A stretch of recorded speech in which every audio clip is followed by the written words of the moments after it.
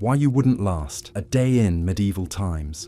Welcome, dear listener. As you lay there, your body cushioned by your bed, the soft glow of the moonlight slipping through the curtains, let your mind wander into the realm of history. Tonight, we're going to embark on a journey back in time to an era of knights and castles, of lords and serfs. It was a time of both intense hardship and remarkable innovation, a time that has captivated the human imagination for centuries. This is the time of the Middle Ages, and tonight, we will explore why you, a modern individual, would find it almost impossible to last a single day in this era. The Middle Ages, also known as the medieval period, spanned from the 5th to the 15th century. It started with the fall of the Western Roman Empire and merged into the Renaissance and the Age of Discovery. To set the scene, imagine a landscape dotted with grand castles, their stone walls standing tall against the backdrop of the sky. Picture villages of thatched roof cottages, their chimneys puffing out smoke. See the people, the nobles in their fine silks, the peasants in their simple clothes, the monks in their solemn robes. Hear the clang of the blacksmith's hammer, the lowing of cows, the bustle of the market. However, life in this era was far from the romanticized version we often see in movies or read in books. It was, in fact, a period characterized by great struggle and adversity. The average life expectancy was around 30 years, and a vast majority of the populace lived in abject poverty. Sanitation was poor, disease was rampant, and the threat of war was an ever-present reality. One of the most striking differences between our time and the Middle Ages is the lack of modern conveniences that we take for granted. Imagine a life without electricity, without running water, without central heating. In the winter, you would have to rely on a fireplace for heat, with the risk of the fire going out in the middle of the night. In the summer, there was no escape from the heat and the swarms of insects that came with it. You might think that the simple act of eating would be a respite from these hardships, but even this was fraught with difficulty. Food was often scarce and of poor quality. The diet of the average peasant was limited to bread, vegetables, and a little dairy. Meat was a luxury, reserved for the wealthy. And even if you were lucky enough to get your hands on some, there were no refrigerators to keep it fresh. Food poisoning was a common occurrence and could easily prove fatal. Water, too, was not as readily available as it is today. Wells were the primary source of drinking water, but these were often contaminated. As a result, people frequently drank ale or beer, as the alcohol killed some of the harmful bacteria. However, this led to a whole other set of problems.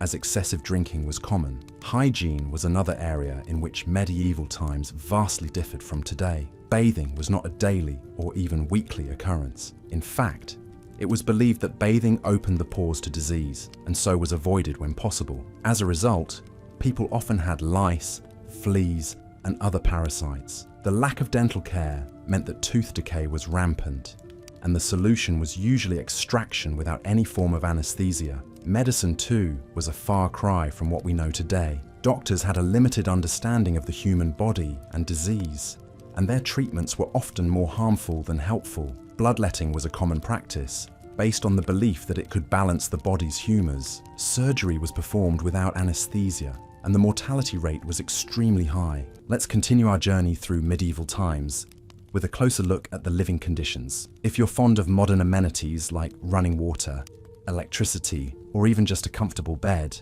medieval times would have been a shock to your system. Houses during this era were usually made of a wooden frame filled with wattle and daub, a mixture of clay, straw, and animal dung. The roofs were thatched with straw, which provided a modicum of insulation. However, the walls were thin and the homes lacked any real heating source, making winters bitterly cold. Fireplaces were a luxury that few could afford, so most people huddled around a central hearth for warmth. The smoke from this open fire had to escape from a hole in the roof, which meant that the interior of the home was often choked with smoke. Imagine trying to find comfort in such a setting, huddled with your family members, your eyes stinging from the smoke. Most homes consisted of a single room that served multiple purposes. The same room that was used for cooking and eating was also the sleeping quarters. Privacy was a concept virtually unheard of. as entire families would sleep together in the same space, often on a single bed of straw.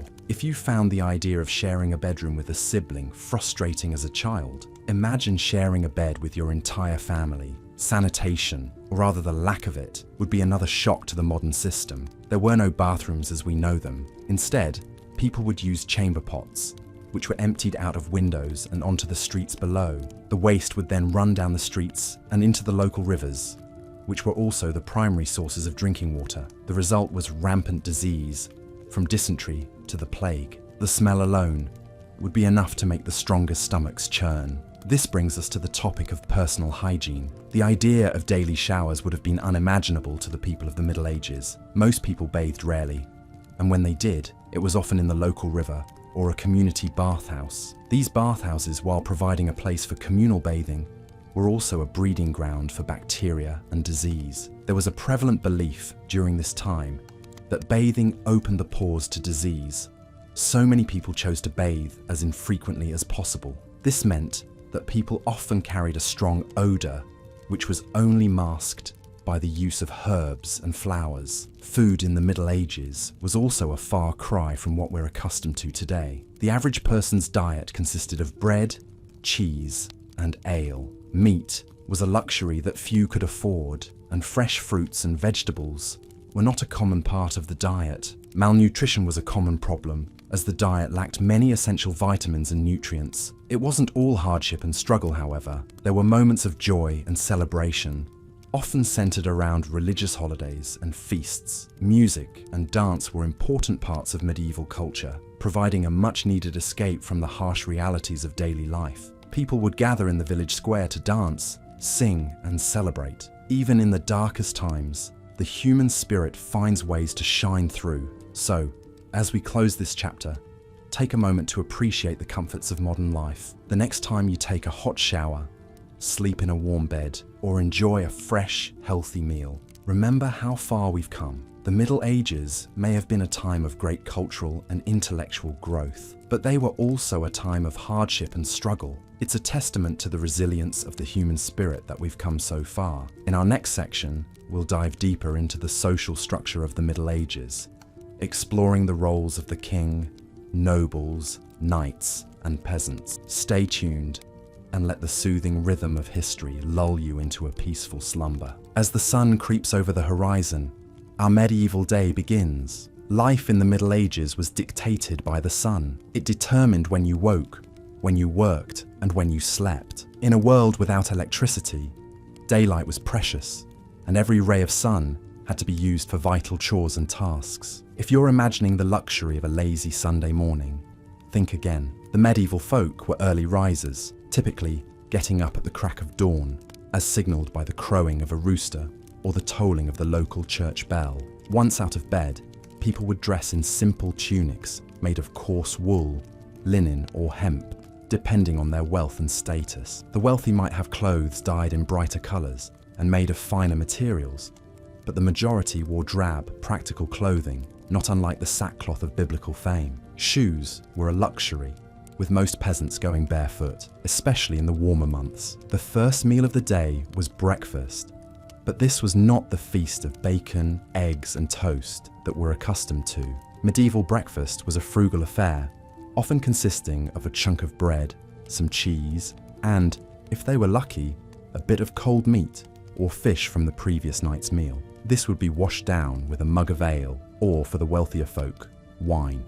Yes, you heard that right. Water was often unsafe to drink due to poor sanitation, so low-alcohol ale and wine were common beverages, even for children. After breakfast, it was straight to work. The majority of medieval people were peasants, working the land for the local lord. Their days were filled with hard, physical labour, ploughing fields, sowing seeds, tending animals, and harvesting crops. Even children were expected to contribute, with tasks appropriate to their age and strength. The work was back-breaking and the hours were long. From dawn until dusk, the fields and pastures were a hive of activity, with only a short break at midday for a meal and rest. If you were lucky enough to be a craftsman, your day might involve working in a shop or at a market stall selling your wares. Blacksmiths, bakers, carpenters, and weavers were all critical to the medieval economy. Their skills were in high demand, and their products, horseshoes, bread, furniture, and cloth, were essential for daily life. However, these jobs were not without their hardships. The work was often dangerous, with the risk of injury or even death from accidents or fires. In contrast, the life of a noble or a knight was very different. They did not labor in the fields, but they were busy with their own duties and responsibilities. They had to manage their estates, administer justice, train for war, and engage in politics. The noble's day was filled with meetings, decisions, and paperwork, much like a modern CEO. As the sun began to set, the day's work would come to an end. Supper was the main meal of the day, usually consisting of a hearty stew made of meat, vegetables, and grains. The wealthier you were, the more varied and extravagant your diet would be. The rich feasted on roasted meats, exotic spices, and sweet pastries, washed down with fine wines.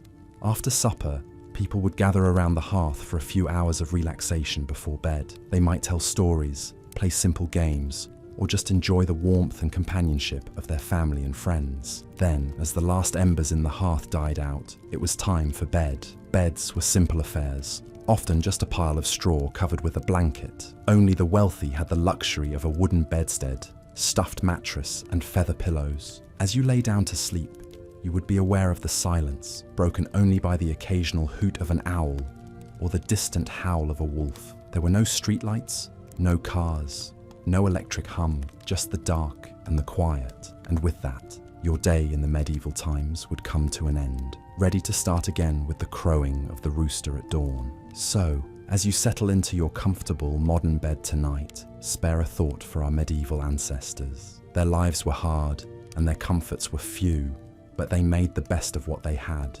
They worked, they laughed, they loved, and they slept just like we do. They were, in essence, just like us, only their world was a very different place. As we delve deeper into the details of medieval life, we find ourselves standing in the middle of a bustling medieval marketplace, a sensory overload of sights, sounds, and smells. The marketplace was the economic center of medieval society, a place where merchants and craftsmen came to sell their wares, and where peasants came to purchase the essential goods they needed for survival. Imagine the cacophony of vendors hawking their wares, the clatter of carts and the lowing of livestock, the scent of fresh bread wafting from the baker's stall, and the less pleasant stench of unwashed people and animals. Goods would have included everything from foodstuffs like bread, cheese, and vegetables to manufactured items like clothing, household goods, and tools. It's worth noting that in these times, currency wasn't as prevalent as it is today. Bartering was a common practice, and goods would often be exchanged for other goods or services. So, if you were a craftsperson, you might trade a handcrafted tool for a sack of grain or a pair of shoes. Food, of course, was a critical part of daily life in the Middle Ages. Contrary to popular belief, medieval food was not all gruel and stale bread. The diet of an average person in the Middle Ages would have revolved around grains, such as barley, oats, rye, and wheat. Bread, porridge, and ale made from these grains would have been staples. Vegetables like cabbages, onions, garlic, and leeks were common, as were fruits like apples, pears, and berries. Meat and fish were also consumed, but less frequently, typically reserved for those of higher social status or for special occasions. Now imagine the water you drink and the food you eat being prepared in medieval conditions. There was no knowledge of bacteria and the role they played in causing disease. Water was often taken straight from rivers or wells, which could be contaminated with human and animal waste. Food was often stored in unsanitary conditions, and there was no refrigeration. This led to frequent outbreaks of diseases like dysentery and cholera. In addition to the marketplace, the other bustling center of activity in the medieval village would have been the manor, home to the local lord. The lord was the most powerful person in the village, responsible for maintaining law and order, administering justice, and protecting the villagers from outside threats. In return, the villagers were expected to work the lord's lands and pay him rent in the form of goods or services. The manor house itself would have been a large fortified structure, often surrounded by a moat for protection. Inside, you would find a great hall where the lord would hold court, a chapel for religious services, and private chambers for the lord and his family. Despite the grandeur of the manor house, life inside was not luxurious by modern standards. There was no indoor plumbing, and heating was provided by large, smoky fires. The lord's power was not absolute, however. He was subject to the king, who held ultimate authority. The relationship between the lord and the king was based on a system of mutual obligations, known as feudalism. The lord pledged his loyalty to the king and provided him with military service when needed. In return, the king granted the lord lands and rights over the people who lived on them. This feudal system was a fundamental aspect of medieval society, creating a hierarchy of power and privilege. At the top were the king and the nobility, who owned the land and controlled the wealth. Below them were the knights, who provided military service in exchange for land and status. At the bottom were the peasants, who worked the land and had few rights or freedoms. In the next section, we will explore the harsh reality of medieval warfare and the role of knights in society. But for now, let's take a moment to reflect on the fact that this was a time when survival was a daily struggle, and the creature comforts we enjoy today were inconceivable luxuries. As we drift off into a peaceful sleep, let's appreciate the comforts and conveniences of our modern lives and the progress that has been made over the centuries. In the end, the Middle Ages were a time of great hardship and adversity, but also a time of remarkable resilience and innovation. Life was difficult, but people found ways to adapt and survive, to create beauty and meaning in the midst of their challenges. And that, perhaps, is the most enduring lesson of the Middle Ages, the capacity of the human spirit to endure and to flourish even in the harshest of circumstances. So, as we close our eyes and surrender to the soothing embrace of sleep, let's carry that thought with us into our dreams, a reminder of the strength and resilience that resides within each of us. As we delve deeper into the daily life of the medieval period, it's important to note that the rhythm of the day was very different than the one we are used to in our modern times. It was a time when the sun served as the main indicator of the time, and the need for survival necessitated early rising. A typical day would start at dawn with a quick meal known as breakfast, a term borrowed from the Old English breakfasta, which literally means to break the night's fast. This meal was usually a simple affair, consisting of a chunk of bread, some cheese, and perhaps a cup of ale. Following breakfast, the majority of the day was dedicated to work. The type of work varied greatly depending on one's social status. If you were a peasant, your day would be filled with grueling physical labor. Medieval peasants were essentially farmers and worked the land to produce the food that was required to feed the entire kingdom. They planted and harvested crops, raised livestock, and did whatever else was necessary to maintain the estate they lived on. If you were born into the nobility, your day would look very different. While nobles did not have to perform physical labor, they were responsible for managing the land and the people who lived on it. They made important decisions about when to plant and harvest crops, how to distribute resources, and how to defend their land in the event of a conflict. This was no easy task and required a great deal of strategic thinking and interpersonal skills. The middle class, which consisted of merchants and craftsmen, also had their own set of responsibilities. A merchant's day might be spent acquiring goods and then selling them in the market. They would have to keep track of their inventory, negotiate prices, and navigate the complex world of medieval trade. Craftsmen, on the other hand, would spend their days creating the goods that were sold in the market. They would have to master their craft, whether it was blacksmithing, weaving, or carpentry, and produce high-quality products that would sell well. Lunch, the main meal of the day, was taken around midday. This was a more substantial meal than breakfast, and typically consisted of several courses. Bread was still the staple, but it would be accompanied by meat or fish, vegetables, and a variety of sauces and spices. The meal would be washed down with ale or wine, as water was often unsafe to drink.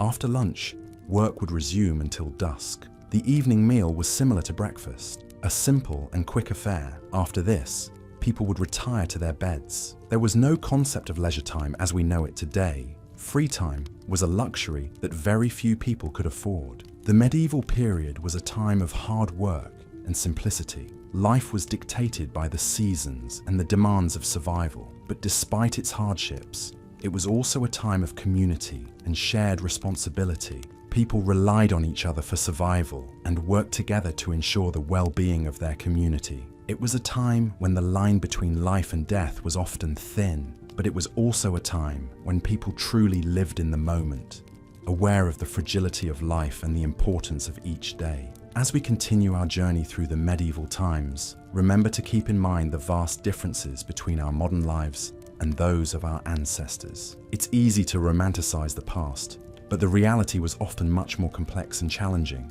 Yet, it's also important to remember that our ancestors were just as human as we are. They laughed, cried, loved, and dreamed just like we do.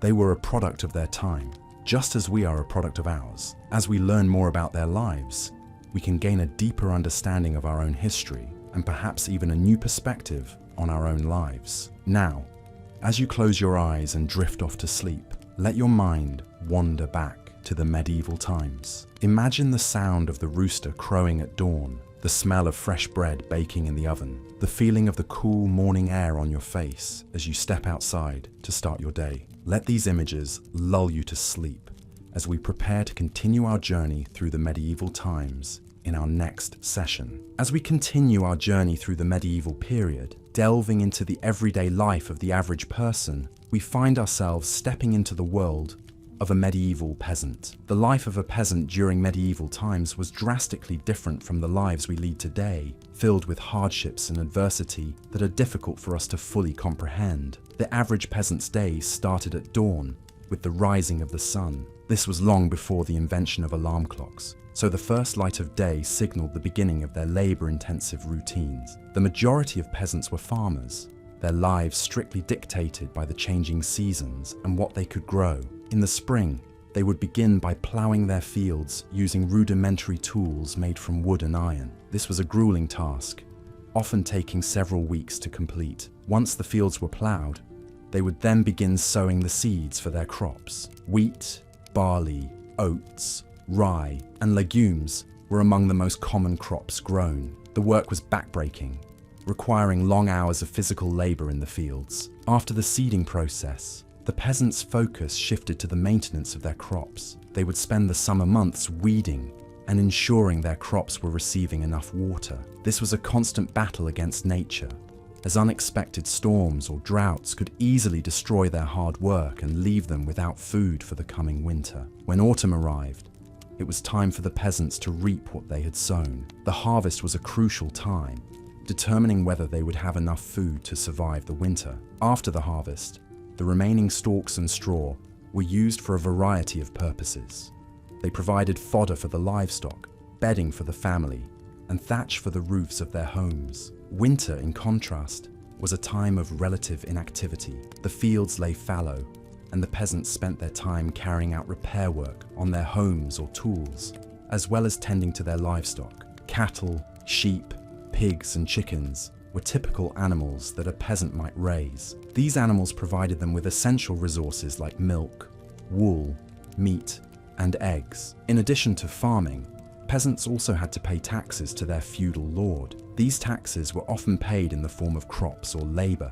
It was not uncommon for a peasant to spend several days each year working on the lord's lands as part of their tax obligation. This was known as the corvée system and was a significant burden on the peasant population. Despite the hardships, life wasn't always work for the peasants. They did have some time for rest and recreation. Sundays were usually kept as a day of rest and worship. The church played a significant role in the lives of the peasants, providing them with spiritual guidance and a sense of community. Festivals and holy days also gave them a chance to take a break from their labor and celebrate with their friends and neighbors. Marriages and births were cause for celebration, and even the harshness of winter brought with it the joy of Christmas festivities. Music and dance were popular forms of entertainment, and despite their difficult lives, the peasants found ways to express their creativity and joy. However, the life of a peasant in medieval times was undoubtedly difficult. The physical labor was intense, the diet was poor, and the living conditions were often cramped and unsanitary. Illness and disease were common, and the average life expectancy was significantly lower than it is today. Despite these conditions, the medieval peasant was a resilient individual. They adapted to their circumstances, found joy in the simple pleasures of life, and formed close-knit communities that helped them survive. Their lives were far from easy, but they laid the groundwork for many of the farming practices we still use today. As we drift off to sleep tonight, let's appreciate the comforts and conveniences of modern life that we often take for granted. As we journey further into the past, we continue to gain perspective on our present, understanding the struggles and triumphs that have shaped our world. In our next section, we will explore the world of the medieval knight, tunneling deeper into the intricate layers of medieval society.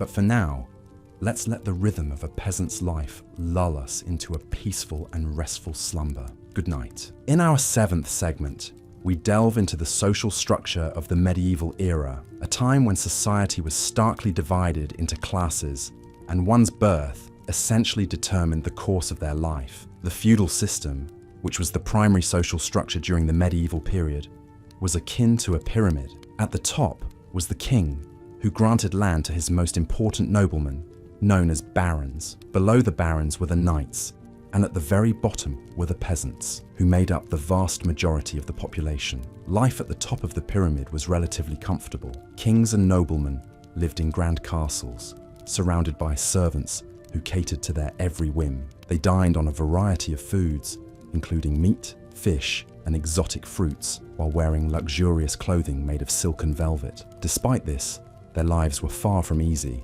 Kings and noblemen were constantly involved in political maneuvering and warfare as they sought to protect their lands and increase their power. Knights, situated in the middle of the social pyramid, had a slightly different experience. They were granted land by their lords in return for their military service. Knights were expected to be brave, chivalrous, and skilled in combat. Their lives were dominated by warfare and the pursuit of honor. Despite the romanticized image we have of knights today, their lives were often brutal and short. Many knights died young, either in battle or as a result of the injuries they sustained. Life at the bottom of the pyramid, the life of a peasant, was incredibly hard. Peasants worked long hours in the fields, growing crops to feed themselves and their lords. They lived in simple, one-room huts with dirt floors and few possessions. Their diet consisted mainly of bread, vegetables, and occasionally a bit of cheese or bacon. Despite their hard work,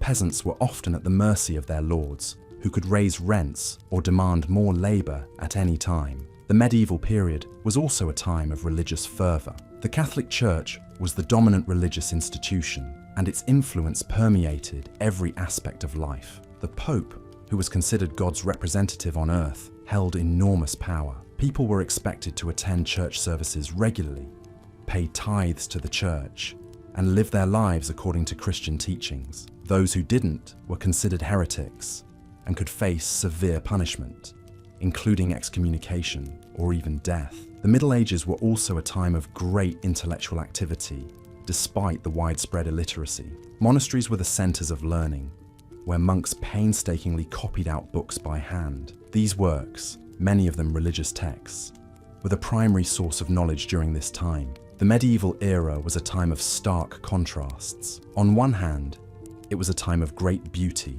with the construction of magnificent cathedrals and the creation of stunning works of art. On the other hand, it was a time of great brutality and suffering, with constant warfare, widespread poverty, and a lack of basic human rights. As we continue our journey through the medieval era, we will explore more about the lives of the people who lived during this time, the challenges they faced, and the innovations they made. Despite the hardships, the medieval period was a time of great change and progress, setting the stage for the modern world we know today. Take a moment to imagine living in this era, the sounds of the marketplace, the smell of the earth after a day in the fields, the taste of simple, hearty food after a hard day's work. As you do, let the stress and worries of your day fade away, replaced by a feeling of peace and tranquility. Let us continue our in-depth exploration into the daily life of the medieval period.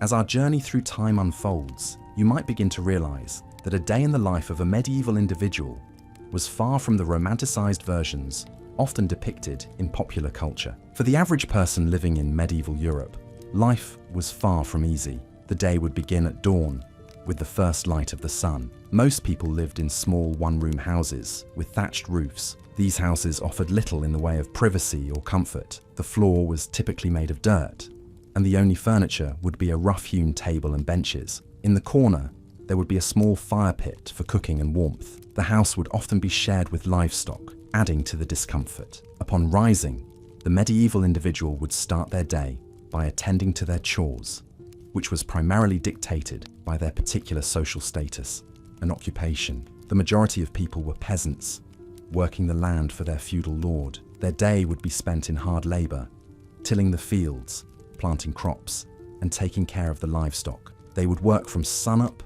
to sundown, with only a short break for lunch. Food in the medieval period was also a far cry from what we are accustomed to today. The average diet consisted mainly of bread, porridge, and vegetables. Meat was a luxury that few could afford, and fruits were only available seasonally. The lack of variety and nutrition in the diet often led to health problems, including malnutrition and scurvy. For those living in towns and cities, life was somewhat different, but no less harsh. The streets were narrow, crowded, and dirty, with waste and garbage often thrown into the street. Sanitation was a major problem, leading to frequent outbreaks of disease. The bubonic plague, also known as the Black Death, wiped out a third of Europe's population in the 14th century. On top of these physical hardships, there was also the psychological toll of living in a society where life was cheap and violence was commonplace. The threat of war was ever present, with kingdoms and fiefdoms constantly in conflict. Public executions were common, and the rule of law was often arbitrary and brutal. Yet despite these hardships, people in the medieval period found ways to enjoy life. They celebrated festivals and holidays with great enthusiasm, often involving music, dance, and copious amounts of alcohol. Religion also played a major role in their lives, providing a sense of purpose and community. Religion was not just a matter of personal belief, but a central part of everyday life. The church played a significant role in the community, providing not only spiritual guidance, but also basic social services. The local priest would often be the only person in the village who could read and write. He would perform weddings, funerals, and baptisms, and also provide basic medical care. In conclusion, life in the medieval period was a constant struggle for survival. It was a time of harsh realities, where the average person lived a life of hard labor, poor nutrition, and constant uncertainty. Yet, it was also a time of deep faith and communal bonds, where people found joy in the simple pleasures of life. If you were to spend a day in medieval times, you would likely find it a challenging, but also a profoundly human experience. As we continue to delve further into the medieval era, we will explore more about the intricacies of daily life, the societal structure, and the cultural beliefs that shaped this fascinating period in history. So, close your eyes and imagine a world far removed from our own, where life was simple yet fraught with challenges. We'll continue our journey through the ages, immersing ourselves in the sights, sounds, and experiences of the medieval times. As we continue our journey into the gripping, yet often unsettling world of medieval times, let us now turn our attention to the intricate social order of the period, which was a far cry from what we are accustomed to in our modern democratic societies. In the medieval world, where you were born and to whom had a profound impact on your lot in life, the social structure was rigidly hierarchical, and opportunities for social mobility were few and far between. At the top of the social pyramid was the monarch, the ultimate authority, who ruled by divine right. The king was the law, his word was final, and his power was absolute. Just below the king were the nobles. The nobility was a privileged class, enjoying wealth, power, and prestige. They owned vast tracts of land, lived in opulent castles, and commanded private armies. Yet, they too had obligations. They were expected to provide military service to the king, administer justice, and maintain order in their territories. Beneath the nobles were the knights, a warrior class who owed their allegiance to a lord. Knights were professional soldiers, trained from a young age to fight in the king's wars. They were rewarded with land and privileges, but their lives were not easy. They were expected to be brave, loyal, and honorable, to uphold the chivalric code, and to be ready to lay down their lives for their lord and king. Next came the clergy, who held a unique position in medieval society. They were not only spiritual leaders, but also wielded significant temporal power. The church was the richest and most powerful institution in medieval Europe, owning vast estates, collecting tithes, and exercising influence over all levels of society. The clergy were often the only literate people in the community, and they played a crucial role in education, charity, and administration. And then, at the bottom of the social pyramid, were the peasants. This was the largest and most disadvantaged group in medieval society.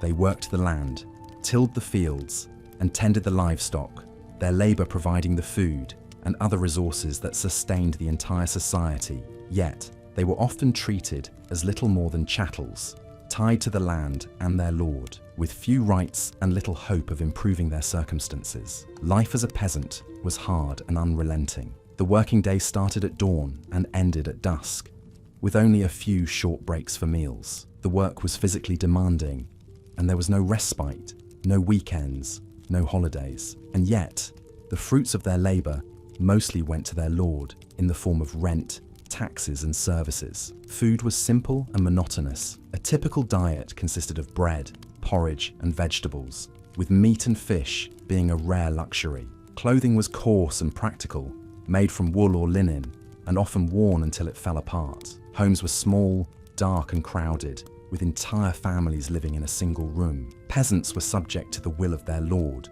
who had the power to decide almost every aspect of their lives. They could be bought, sold, or given away at their lord's whim. They were subject to harsh punishments for any transgressions, real or imagined, and they had little recourse to justice, as the legal system was heavily biased in favor of the nobility. Despite these hardships, the peasants were not entirely without agency. They had their own customs and traditions, their own ways of making sense of the world. They celebrated the changing seasons, the harvest, and the holy days, finding joy and solace in their communities and their faith. And so, as we reach the end of this section of our journey, let us take a moment to reflect on the resilience and tenacity of the human spirit, even in the face of such adversity. The world of the medieval peasant may seem harsh and unforgiving to us now, but it was their reality, their everyday life, and they found ways to endure, to survive, and even to thrive in their own humble way. So, as you drift off to sleep, let the echoes of their lives, their struggles, and their triumphs lull you into a deep, peaceful slumber, filled with dreams of a time long past, yet not entirely forgotten. And remember, as the dawn of a new day breaks, that we too have our challenges, our struggles, and our triumphs, and that we too are part of the great tapestry of human history, every bit as complex, as vibrant, and as fascinating as the world of the medieval times. Good night. As we continue on our journey through the Middle Ages, let's shift our focus to the daily life of the common people. It's easy to imagine the glamorous knights and the grandeur of the lofty castles, but the reality of medieval times was often far from this romanticized vision. To truly understand the challenges of this era, we must delve into the life of the everyday folk who formed the backbone of medieval society. The majority of people in the Middle Ages were peasants, and their daily lives revolved around hard work. They lived in small villages and worked on the land, growing crops or rearing animals. The day began at dawn with the crowing of the rooster. The life of a peasant was dictated by the sun and the seasons. In the winter months, when there was less daylight, they would rise later, but in the summer, they would often be up before sunrise, getting ready for a long day of toil in the fields. Their homes were simple, usually 1 or 2 room structures made of wood or wattle and daub, a mixture of mud, straw, and manure. The floor was typically a compacted earth, and there was a hole in the roof to let out smoke from the fire. Furniture was minimal and crude, and they slept on straw pallets covered with skins or coarse cloth. A peasant's home was also the place where they would eat, sleep, and work on their craft, be it weaving, brewing, or blacksmithing. Work was relentless for the medieval peasant. Their primary responsibility was to produce food. They would plough, sow seeds, and harvest crops. They also took care of animals, milked cows, made cheese, and collected eggs. In addition to this, they were also responsible for building and repairing their homes and tools. Every member of the family, including children, was expected to contribute in some way.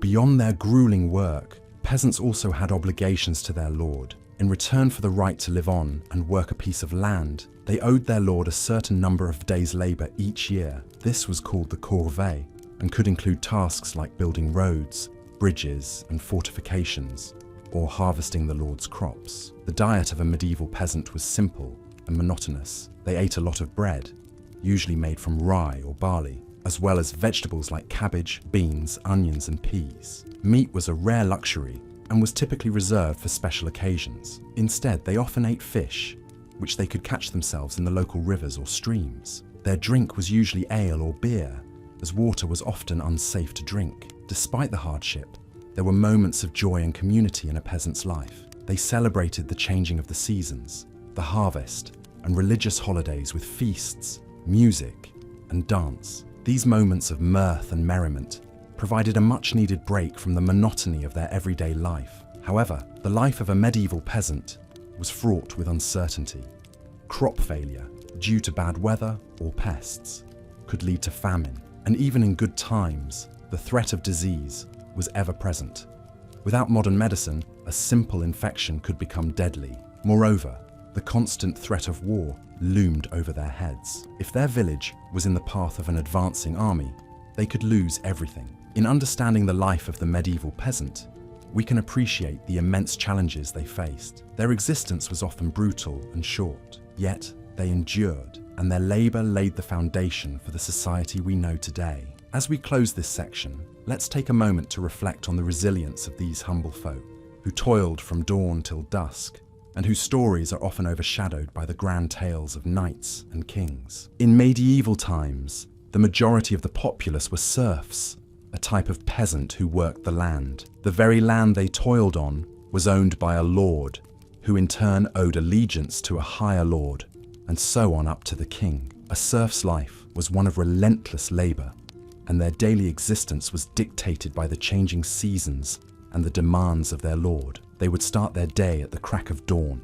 with the first light of day serving as their alarm clock. Their day would begin with feeding their animals, which often included cows, sheep, and chickens. The animals were vital to a serf's livelihood, providing milk, wool, eggs, and occasionally meat. Following this, the serfs would head to the fields. Depending on the time of year, they might be sowing seeds, harvesting crops, or ploughing the fields. These tasks were physically demanding and involved hours of back-breaking work, often under the harsh elements. There were no weekends or holidays for a serf. Their work was never truly done. After a long day in the fields, the serfs would return home.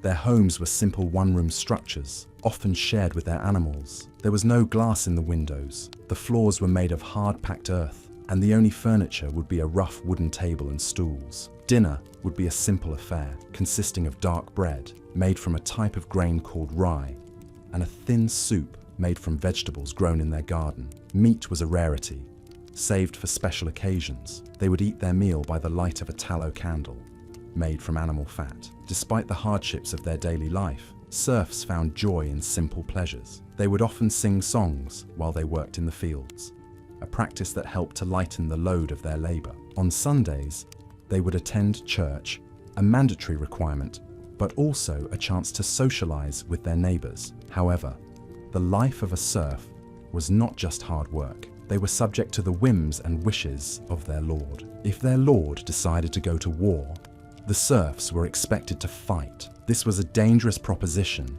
as they often lacked proper training and equipment. The life of a serf was also precarious. A bad harvest could lead to starvation, and disease was a constant threat. Without access to modern medical treatments, a simple injury or illness could easily turn deadly.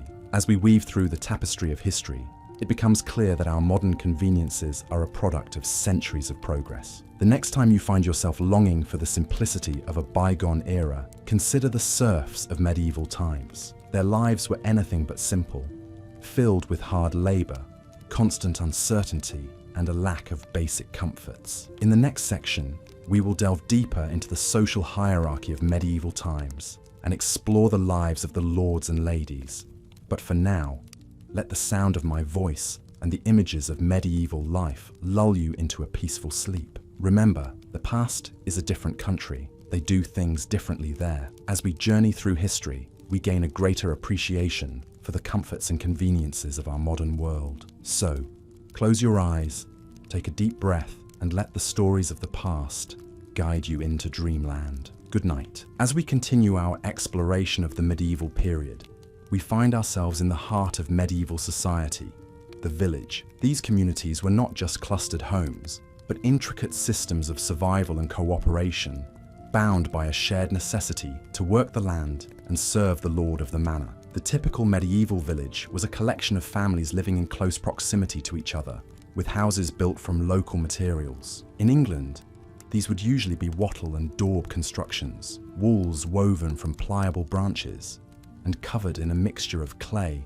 straw, and animal dung. The roofs were thatched using reeds or straw, and a hole in the roof would allow smoke from the fire to escape. The houses were small and dark, with few windows due to the expense of glass. Life began early in the village, with the cock's crow signaling the start of another day of labor. The majority of the villagers were serfs, individuals who were tied to the land and had to provide labor services to the lord of the manor. These services varied, but typically included ploughing the lord's fields, harvesting his crops, and maintaining his roads and fences. In return, the serfs were allowed to work their own strips of land to produce food for their families. The medieval diet was far from the varied and balanced meals we enjoy today.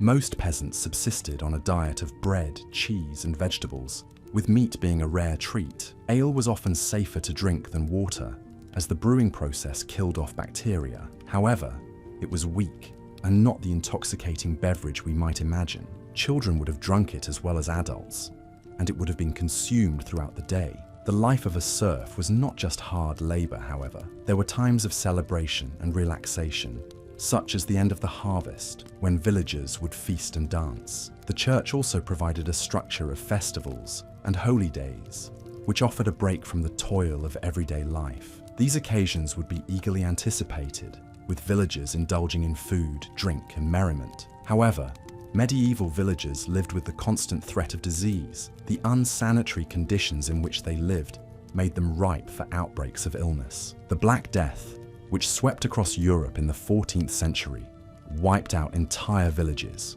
leaving fields untended and livestock roaming free.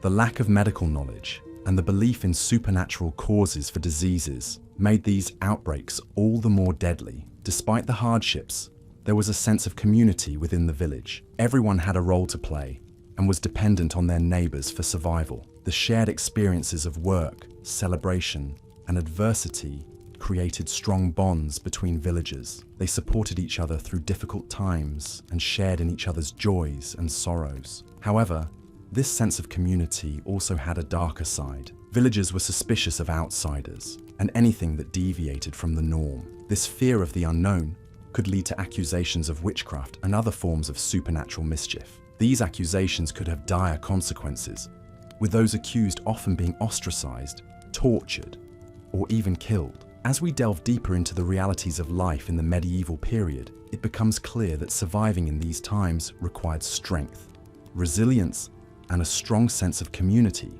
It was a time of hard work and hardship, but also one of shared experiences and communal ties. Life in a medieval village was not for the faint of heart, but for those who could bear the toil and danger. It was a life lived to the rhythm of the seasons and the demands of the land. So, as we continue our journey through the medieval period, let's remember the serfs and their struggles, and appreciate the relative comfort and safety of our own lives. As we continue to weave our way through the fabric of medieval life, we find ourselves at the heart of a bustling medieval town. The air is filled with the chatter of townsfolk, the clanging of the blacksmith's hammer, and the distant hum of a lute. The streets, narrow and winding, are lined with timber-framed houses. These structures lean precariously over the street, their second stories jutting out over the first, in a way that seems to defy gravity. The overhanging upper floors were designed this way to maximize living space without encroaching on the street below, a clever solution to the problem of limited urban space. Most houses in a medieval town were multifunctional. The lower floor often served as a workshop or a shop, with the family living in the rooms above. These homes were compact and practical, but they lacked the comforts and conveniences we take for granted today. There was no running water, no central heating, and no electricity.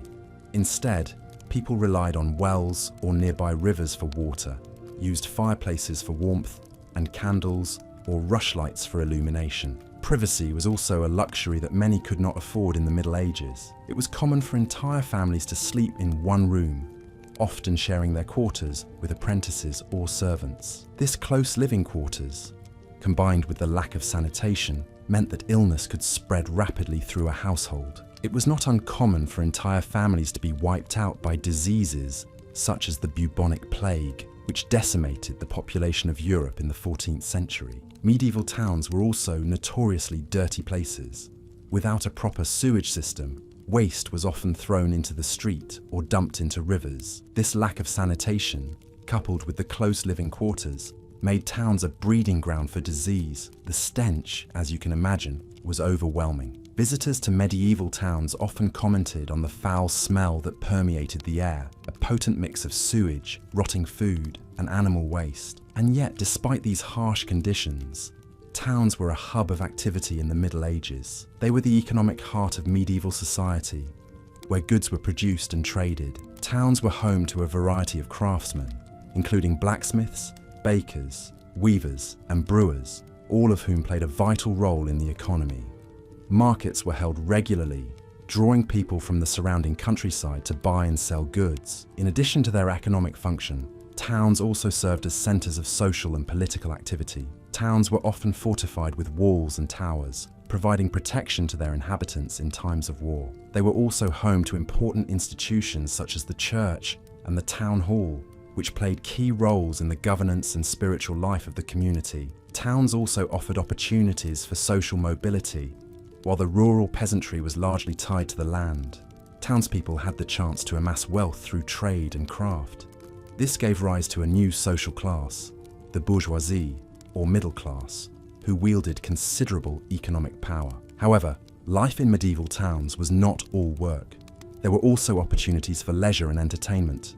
Fairs and festivals were common, providing a chance for people to socialize and enjoy themselves. Music, dance, and theatre were popular forms of entertainment, and taverns were a favourite gathering place for townsfolk. But as we drift away from the hustle and bustle of the town, remember that while life in the Middle Ages was undoubtedly challenging, it was not without its moments of joy and celebration. Despite the hardships, people found ways to carve out meaningful lives, to find happiness, and to dream of a better future, an enduring testament to the resilience of the human spirit. As we continue our journey through this fascinating period in history, let us carry with us not only an understanding of the challenges faced by those who lived in medieval times, but also a deep appreciation for their resilience, their ingenuity, and their unyielding hope. As we continue our journey into the Middle Ages, let us now delve into the fascinating and somewhat harsh realities of daily life during this period. The medieval lifestyle was a stark contrast to the comforts and conveniences we enjoy today,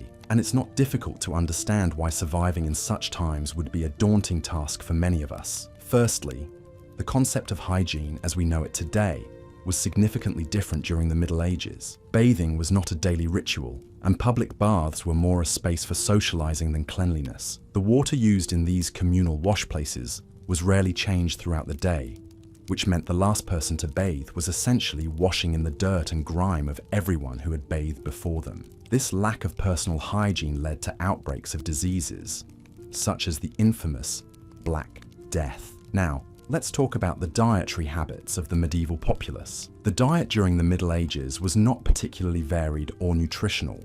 Meat was a luxury that only the wealthy could afford on a regular basis, while the poor subsisted on a diet primarily composed of grains and vegetables. This lack of diversity in the diet often led to malnutrition and other health problems.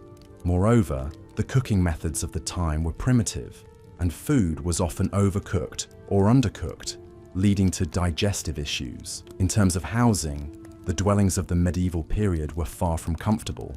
The majority of the population lived in small, cramped cottages made from wattle and daub. These structures were poorly insulated, making them freezing cold in the winter and stiflingly hot in the summer. Additionally, these houses lacked proper ventilation, resulting in a smoky, stuffy atmosphere from the cooking fires. Furthermore, the role of women in medieval society was vastly different from what it is today. Women were largely confined to the domestic sphere, and their duties revolved around raising children and managing household chores. They had very little autonomy or rights, and could not own property or hold positions of power. This lack of independence and self-determination would undoubtedly be a shock to the modern sensibilities. The concept of entertainment, too, was vastly different in the Middle Ages. Without the luxury of technology, people had to find amusement in simpler, more physical activities. These included sports like archery and wrestling, as well as communal events like fairs and feasts. However, these forms of entertainment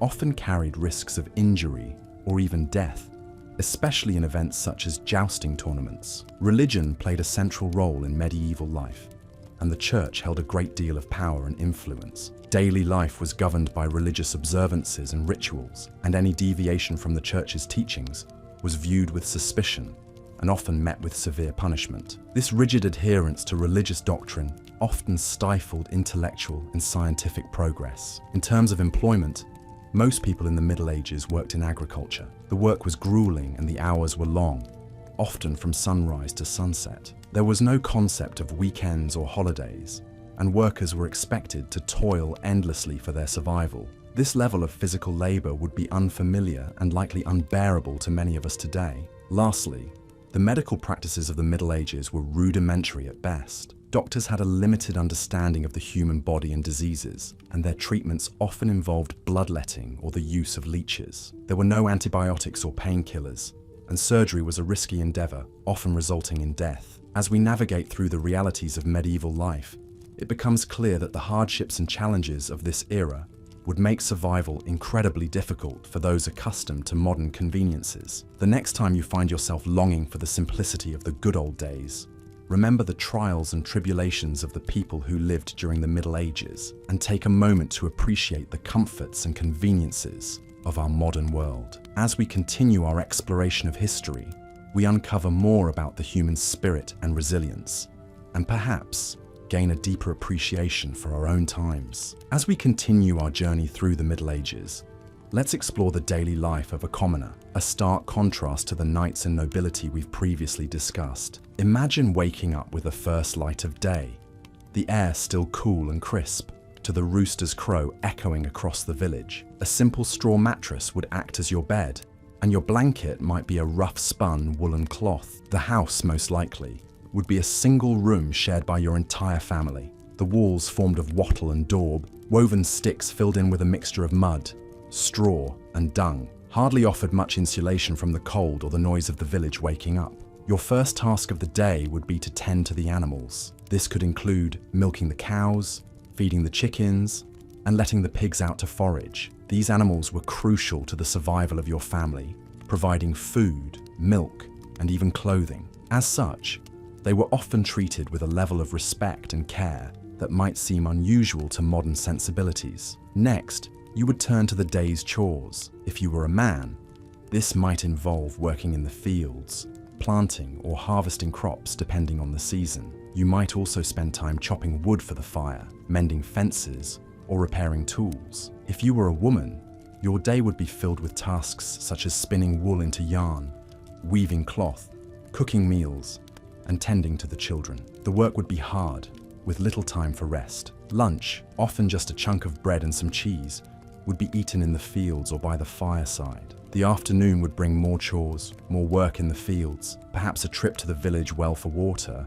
or a visit to the local mill to grind grain into flour. As the sun began to set, the village would come alive with the sounds of evening. The cows would be brought in from the fields, the chickens cooped up for the night, and the fire stoked for the evening meal. This meal, often a simple stew of vegetables and whatever meat was available, would be a time for the family to come together, to share the day's news and enjoy each other's company. After the meal, there might be a few hours for relaxation. Perhaps you would sit by the fire, mending clothes, or carving wooden utensils. Perhaps you would listen to stories told by the elders, tales of heroes and monsters that had been passed down through the generations. Or perhaps you would simply sit in quiet contemplation, staring into the fire and dreaming of a better life. By the time you crawled into bed, the fire would be dying down, and the only sound would be the soft snoring of your family and the distant hoot of an owl. You would fall asleep, knowing that tomorrow would bring more of the same, more work, more chores, more struggles, but also more moments of joy, more stories, more dreams. Life in the Middle Ages was hard, but it was not without its moments of beauty. The changing of the seasons, the birth of a new lamb, the harvest of the crops, these were all occasions for celebration. The sense of community was strong, with everyone working together for the common good, and despite the hardships, people found ways to enjoy life, to laugh, to love, to dream. So, as we continue our journey through the Middle Ages, let's not forget the common people, the men and women who worked the land, raised the animals, and kept the fires burning. Their lives may seem difficult to us, but to them, it was simply life. And in that life, they found moments of joy, moments of beauty, moments of peace. And isn't that, after all, what we all seek in our own lives? As the night deepens and the stars twinkle overhead, let your mind wander back to those simple, hard-working people of the Middle Ages. Imagine their lives, their struggles, their joys. And as you drift off to sleep, remember that we are all connected through time and space by the simple act of living, of working, of dreaming. Good night, dear listener. Sleep well. In our exploration of medieval times, we have journeyed through the harsh realities of life in the period, examining the societal dynamics, the basic amenities, and the physical and mental tolls of the era. As we continue our exploration, we delve deeper into the arduous daily routines of a medieval person. The day would typically start at dawn. Medieval people didn't have the luxury of alarm clocks, but they did have nature's own alarm system, the crowing of the rooster. As the sun began to peak over the horizon, the rooster's call would echo through the countryside, signaling the beginning of a new day. The medieval household would stir, with the lady of the house being among the first to rise. Her tasks for the day were manifold. In a society that was largely agrarian, the wife's role was crucial for the family's survival. She would tend to the garden, milk the cows, and ensure that the livestock were well fed and cared for. She would also prepare meals, clean the house, and care for the children, the elderly, and the sick. The husband, meanwhile, would have his own set of tasks. Depending on his profession, he might spend his day tilling the fields, shoeing horses, crafting tools, or constructing buildings. The work was physically demanding and often dangerous. There were no safety regulations to protect workers, and accidents were common. Children in the Middle Ages did not have the luxury of a carefree childhood. They were expected to contribute to the household from an early age. Once a child reached the age of 7, they could be sent away to work as an apprentice or a servant in another household. The concept of childhood as a time of innocence and play is a relatively modern idea. Education was not a priority in the medieval times. Most people were illiterate, and formal education was reserved for the privileged few. The church was the primary source of education, and monks were among the most educated people of the time. They would spend their days in monastic libraries, painstakingly copying out manuscripts by hand. Despite the hardships of daily life, medieval people did have leisure time. They enjoyed music, dancing, and games. The church also provided a source of entertainment, with its numerous feast days and festivals. These were times of celebration and merriment, when people could forget their toil for a while and simply enjoy themselves. But even in their leisure time, the harsh realities of life in the Middle Ages were never far away. The spectre of disease was always present, with outbreaks of illnesses such as the bubonic plague decimating entire communities. Lack of sanitation and understanding of disease transmission meant that these outbreaks were often deadly. As we drift towards the end of this section, we are reminded of the resilience of the human spirit. Despite the harsh realities of life in the medieval times, people found ways to survive, to thrive, and to find joy in the midst of adversity. As we close our eyes and imagine the sounds of the rooster crowing, the smell of the morning dew, and the rhythmic patterns of daily life, we can appreciate the simple beauty of life in the Middle Ages. In the next section, we will delve into the intricacies of medieval politics and the role of the church in shaping society. But for now, let's allow the images of daily life in the Middle Ages to lull us into a peaceful sleep, a reprieve from the rigors of our own day-to-day existence. As we continue our journey through the medieval period, we now delve into the realm of education and social mobility. Education was not a universal right or expectation, as it is in many parts of the world today. Rather, it was a privilege reserved for the upper echelons of society, specifically the nobility and the clergy. The common folk, who constituted the vast majority of the population, were usually illiterate. Their children learned the trade of their parents, with sons following in their fathers' footsteps as farmers, craftsmen, or fishers, while daughters learned the art of maintaining a household from their mothers. To understand education in the Middle Ages, one must first understand the role of the church, which was the central provider of knowledge. The church was the institution that held the monopoly on learning, and the monasteries were the primary centers of education. Boys who were destined for the clergy would enter monastic schools around the age of 7, where they would receive a basic education in Latin, the language of the church, as well as rudimentary instruction in grammar and arithmetic. The monastic schools also served as a kind of scholarship system for talented boys from less privileged backgrounds. The children of nobles, on the other hand, were usually tutored at home by private teachers. These children were taught not only Latin and Greek, but also philosophy, theology, and the sciences, along with practical skills like horse riding, sword fighting, and managing a household. Girls, regardless of their social status, received little to no formal education. Instead, they were taught the domestic skills that were deemed necessary for their future roles as wives and mothers. They learned to spin and weave, to manage a household, to care for the sick, and to prepare food. In some cases, noble girls were taught to read and write, but this was the exception rather than the rule. For ordinary men and women, life in the medieval era was primarily about survival. The harsh realities of daily life left little room for intellectual pursuits. Peasants toiled from dawn to dusk in the fields,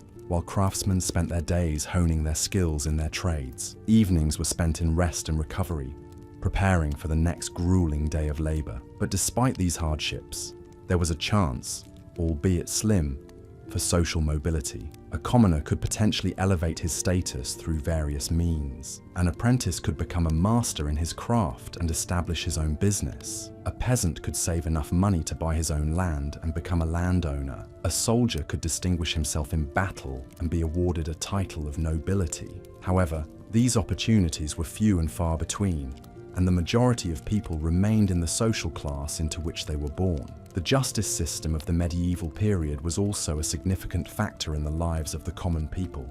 Courts were often biased in favor of the nobility, and punishments for crimes were severe. Common punishments included fines, public humiliation, and physical harm such as flogging or mutilation. For the most serious crimes, the penalty was death, often by hanging or beheading. Interestingly, the concept of prisons as places for long-term incarceration did not exist. Prisons were mainly used to hold people awaiting trial or punishment. This was in part due to the fact that the state did not want to bear the cost of housing and feeding prisoners for extended periods of time. Also, the harshness of medieval punishments was believed to act as a deterrent to crime. In conclusion, a day in medieval times was fraught with challenges and hardships. It was a time when survival often took precedence over education and personal growth, when opportunities for social mobility were rare, and when justice was often harsh and biased. But despite these difficulties, the people of the medieval period showed remarkable resilience,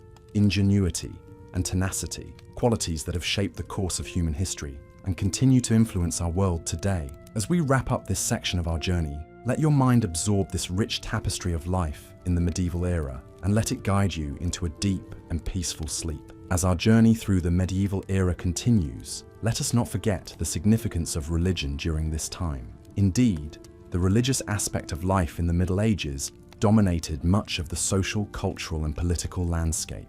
The church wielded considerable power, influencing not just spiritual matters, but also the daily life of ordinary people. To understand the Middle Ages, we must understand the church's role in this period. The church during the Middle Ages was the single largest unified organization in Europe. It was the preserver of scholarship and literacy during a time when much of Europe was in disarray. Monasteries, scattered across the continent, became the centers of learning and education. Monks hand-copied books in the scriptoriums, preserving ancient texts, a knowledge that might otherwise have been lost. The church's influence was not limited to spiritual matters. It extended into the realms of art and culture, politics, and even war. In the labyrinth of medieval society, the church provided order and structure. It was the institution that touched every aspect of daily life. The church dictated the calendar, marking the year with religious festivals and holy days. It provided welfare for the poor and needy,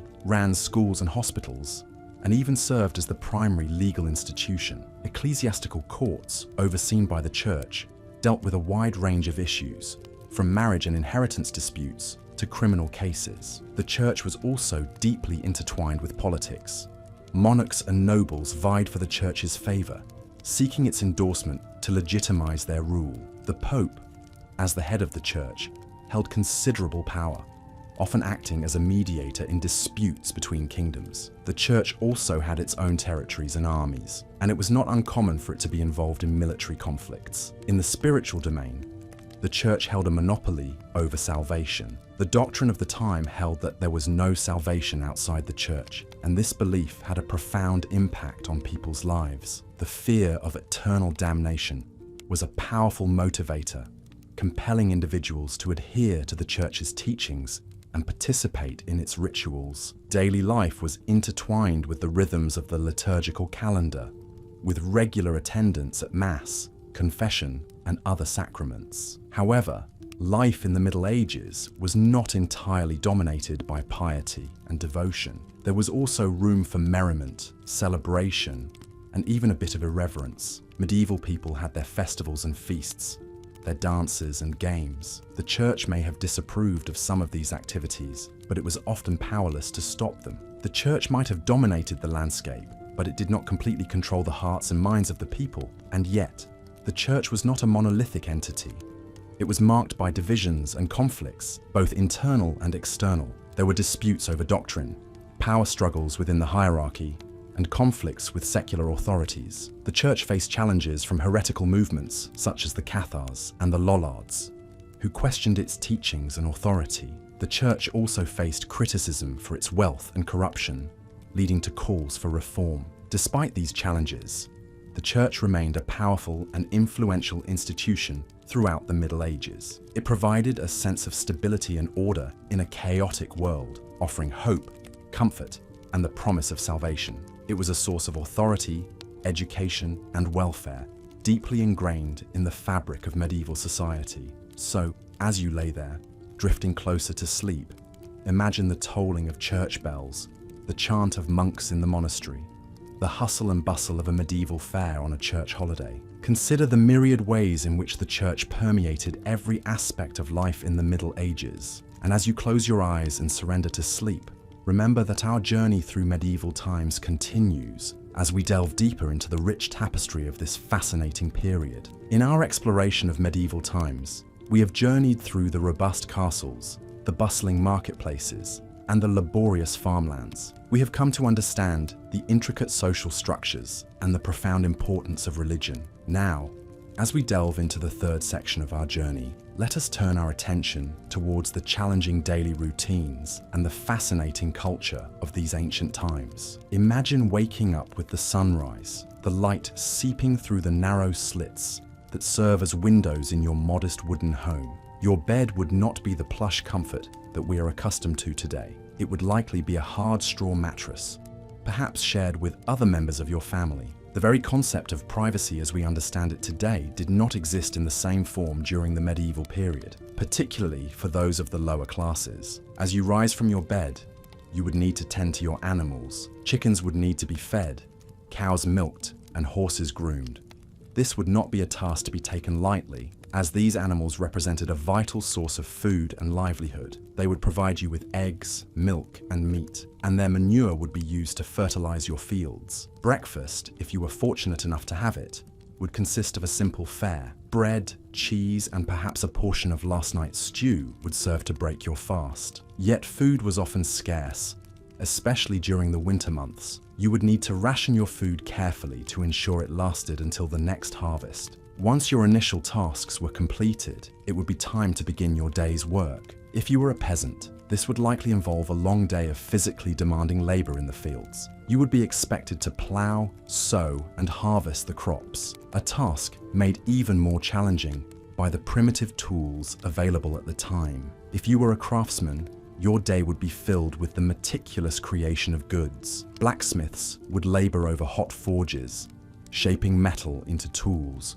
weapons, and household items. Tailors would painstakingly stitch together garments, while carpenters would construct furniture and buildings. Regardless of your occupation, the workday would be long and arduous. There were no weekends or holidays as we know them today. You would work from dawn until dusk, with only a brief pause for a midday meal. This meal, known as the main meal, would be more substantial than breakfast.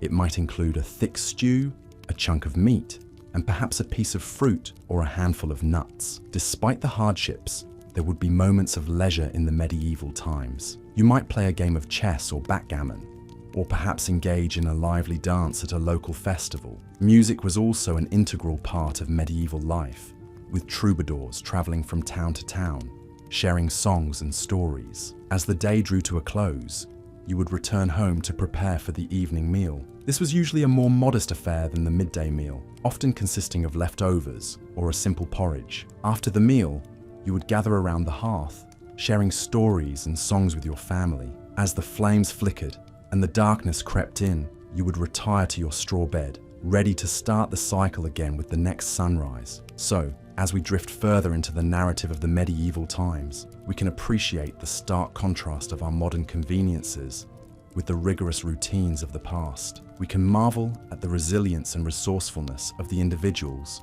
who navigated through these challenging times. And as we tuck ourselves into our comfortable beds tonight, we can reflect on the lessons we can learn from history and how it shapes our understanding of the present and the future. At the heart of the medieval period, also known as the Middle Ages, was the feudal system. This was a social structure that dictated the roles and responsibilities of every individual within society. At the top of this hierarchy was the king, who was endowed with the right to rule by divine providence. Below the king were the nobles who swore their fealty to him. These included dukes, barons, and earls, the so-called lords of the realm. Their oath of loyalty included a promise to provide the king with knights for military service, a practice that was commonplace during this era of frequent territorial disputes. In return for their loyalty and service, the king granted these noblemen land, also known as fiefs. These lands were worked by serfs or peasants who were bound to the land and not allowed to leave without the lord's permission. It's important to remember that serfdom wasn't considered slavery, but it was far from a life of freedom. Serfs were required to work the land, growing crops and raising livestock, which could be claimed by their lord at any time. They also had to pay taxes and were subject to the lord's justice. The life of a serf was incredibly hard. They lived in small, cramped cottages with thatched roofs and walls made from wattle and daub, a mixture of clay, straw, and animal dung. These homes offered little protection from the elements, and during the winter months, they could become unbearably cold. The majority of a serf's time was spent working the fields from dawn until dusk. The work was backbreaking, and there were no weekends or days off. Their diet was poor and monotonous, consisting primarily of pottage, a type of thick soup made from peas, beans, and onions. If they were lucky, they might have some cheese or a bit of bacon to add to their meal. But for most, the diet was vegetarian out of necessity, not choice. It was a time when the saying, "You are what you eat," took on a literal meaning, as malnutrition was rampant, leading to a host of health problems. In contrast, the life of a noble was one of relative luxury. They lived in castles or manor houses, fortified structures that provided protection and comfort. Their diet was varied and plentiful, with meats, fish, fruits, and vegetables regularly on the menu. In addition to their duties to the king, nobles also had responsibilities to their serfs, such as providing protection and ensuring justice was served. However, the application of justice was often skewed in favor of the nobility, with serfs receiving harsher punishments for the same crimes. Medieval society was deeply religious, with the Catholic Church playing a central role in people's lives. The Church dictated the calendar, with numerous saints' days and religious festivals, providing a break from the relentless toil of fieldwork. These festivals also provided an opportunity for people to come together as a community, with feasting, drinking, and games. However, the Church also wielded significant power and influence, with bishops and abbots often acting as advisors to the king. The Church had its own system of law, known as canon law, which was used to regulate matters of faith and morality. This included everything from marriage and divorce to heresy and blasphemy. Those found guilty of breaking canon law could face severe punishments, including excommunication, which was a form of social and spiritual death. Yet, despite the hardships and challenges of life in the Middle Ages, people found ways to find joy and meaning. Music and dance were important forms of entertainment, with troubadours and minstrels traveling from town to town, singing songs and telling stories. Craftsmen took pride in their work, creating beautiful objects from wood, metal, and stone. And while their lives may have been short and often filled with hardship, the people of the Middle Ages also understood the importance of community, family, and faith. As you drift off to sleep, consider the stark contrasts of medieval life: the lofty castles and humble cottages, the rich feasts of the nobility and the simple pottage of the serfs, the stern justice of the Lord and the mercy of the Church. And remember that while the Middle Ages may seem a harsh and unforgiving time, it was also a period of great change and innovation, laying the foundations for the world we know today. As we delve deeper into the realities of life in the medieval times, we find ourselves in the heart of a bustling town. In contrast to the triumphant castles and serene countryside, these urban areas were crowded, dirty, and filled with the stench of human and animal waste. Sanitation was a concept still centuries away from being understood or implemented. Open sewers ran through the streets, where rainwater was the only method of cleaning. People often tossed their waste out of their windows, adding to the squalor. This was a far cry from the cleanliness and hygiene we enjoy in the modern world. Diseases were rampant and often deadly in these conditions. The Black Death, or the bubonic plague, was the most infamous. It swept through Europe in the 14th century, killing millions. Yet it was far from the only danger. Smallpox, measles, influenza, and typhoid were all common and devastating without modern treatments or understanding of disease transmission. Medicine was a blend of superstition, herbal remedies, and prayers. The idea of germs and the necessity of cleanliness in preventing illness was simply not understood. In addition to disease, the risk of injury was always present. In a society without safety regulations, accidents were frequent. If you were lucky, you might simply break a bone. If not, you could be maimed or killed. Even if you survived, without proper medical care, you might be left with permanent disabilities. The concept of workers' rights and welfare would not be introduced for many more centuries. Food and drink in the Middle Ages were also vastly different from what we know today. The poor often subsisted on a diet of bread, porridge, and vegetables. Meat was a luxury, often reserved for the wealthy. Most people drank ale or beer, as water was often too polluted to drink safely. Though we might romanticize the idea of a hearty medieval feast, the reality was often much more mundane and nutritionally deficient. Religion played a central role in every aspect of medieval life. It influenced law, education, and social structure. The Church wielded significant power and could dictate the course of a person's life. Heresy was considered a serious crime, and punishments could be extreme. The concept of religious freedom, as we understand it today, did not exist. Education was also a privilege of the wealthy. For the poor, life was about survival. Children were expected to work from a young age, often in the same trade as their parents. There were no child labor laws to protect them. Literacy rates were low, and books were expensive and rare. The creation of the printing press in the 15th century would revolutionize access to information. But for the majority of the Middle Ages, Knowledge was held by a select few. Women's rights were severely limited during this period. Most women were expected to marry and produce children, often while still in their teens. They had little say in these arrangements, with marriages arranged for political or economic gain. Once married, a woman was expected to obey her husband in all things. Education for women was rare, and the idea of a woman holding power was often met with suspicion and fear. Despite these harsh realities, it's important to remember that people in the Middle Ages were not simply suffering through their lives. They found joy in family, community, and faith. They celebrated with feasts and festivals. They created beautiful works of art and architecture that we still admire today. They loved, laughed, and lived their lives with the same depth of emotion that we do. Yet, as modern individuals accustomed to a certain standard of living, we would find the Middle Ages a difficult, if not impossible, time to survive. The lack of sanitation, the risk of disease and injury, the limited diet, the strict social hierarchy, and the lack of rights for women and children all make this a time period that we can appreciate for its historical value, but one that we would not want to experience firsthand. As we continue to explore the past, let these insights lull you into a deep sleep, carrying with you a newfound appreciation for the comforts and conveniences of the present. As we delve deeper into the harsh realities of the medieval period, we shift our focus to the realm of health and medicine, an area where the Middle Ages were particularly unforgiving.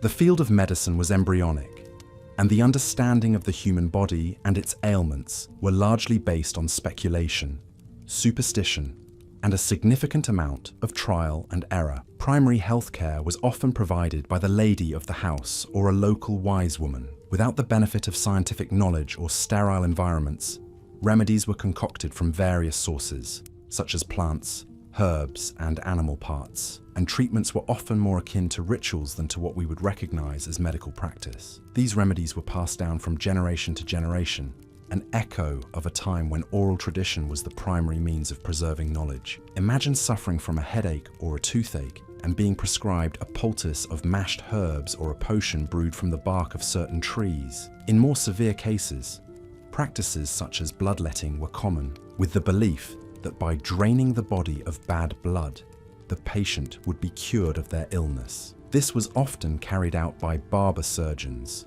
who, along with cutting hair, also performed minor surgeries and amputations. The ubiquitous barber's pole of white and red is actually a symbolic reference to this practice, the red representing blood and the white signifying the bandages. In the absence of anesthesia, pain management during these procedures was rudimentary at best. Patients were often given a strong drink to numb the pain, or in some cases, physically restrained to prevent them from moving. The survival rate following these procedures was, as you can imagine, rather low. Infections were rife, and the concept of sterilizing instruments or washing hands was unheard of, as well as their rudimentary understanding of physical illnesses.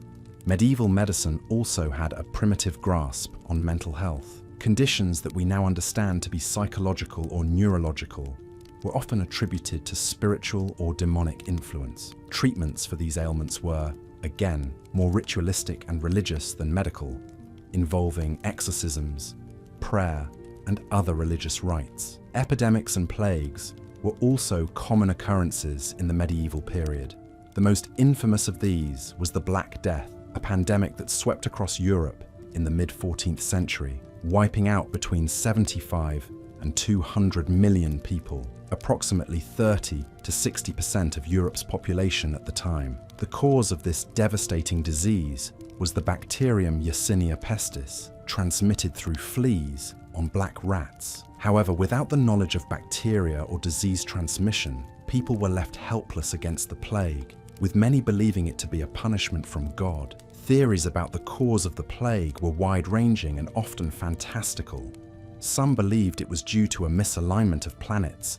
Others blamed Jewish communities, leading to widespread persecution. Some people even thought that the disease was transmitted through the air, leading to the development of plague doctors, who wore beaked masks filled with herbs and spices to purify the air they breathed. Despite their efforts, the plague continued to ravage Europe until the late 17th century. Despite the hardships and health hazards, people in the Middle Ages did manage to survive, albeit with a significantly lower average life expectancy than today. The resilience and resourcefulness demonstrated during this time laid the groundwork for many of the advancements in medicine and healthcare that we benefit from today. As we close this section of our journey, it is important to remember that while the Middle Ages were undoubtedly challenging, they also represented a time of remarkable human endurance and innovation. Life was not easy, but it was not impossible either. And as we venture further into the past, we continue to learn more about our ancestors' struggles and triumphs,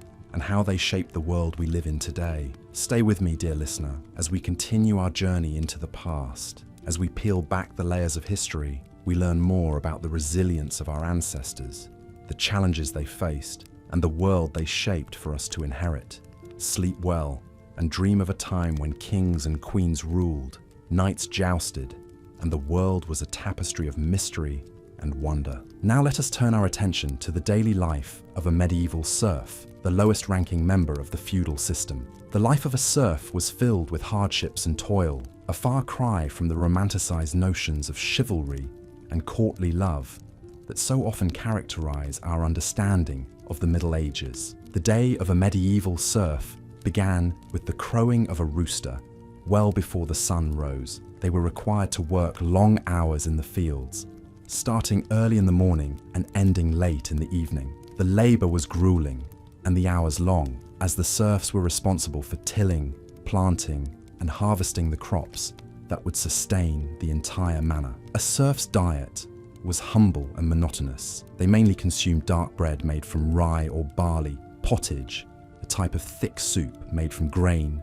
peas, or lentils, and ale. Meat was a luxury, seldom enjoyed. Instead, the serfs supplemented their diet with vegetables from their garden plot, and occasionally fish from the local river or stream. In terms of shelter, a medieval serf's home was simple and rudimentary. It was often a one-room structure made of wattle and daub, with a thatched roof. Inside, there were few furnishings: a rough-hewn table, some stools, perhaps a chest for storing clothes and valuables. There was no glass in the windows, and the floor was simply the bare earth, covered with straw or reeds for insulation. Despite the hardships they faced, serfs had a rich cultural life. They celebrated the changing of the seasons and the agricultural calendar with festivities and feasts. Music, dance, and storytelling were also an integral part of their lives. For serfs, the church was the center of community and spiritual life. They were obliged to attend Mass every Sunday and on holy days,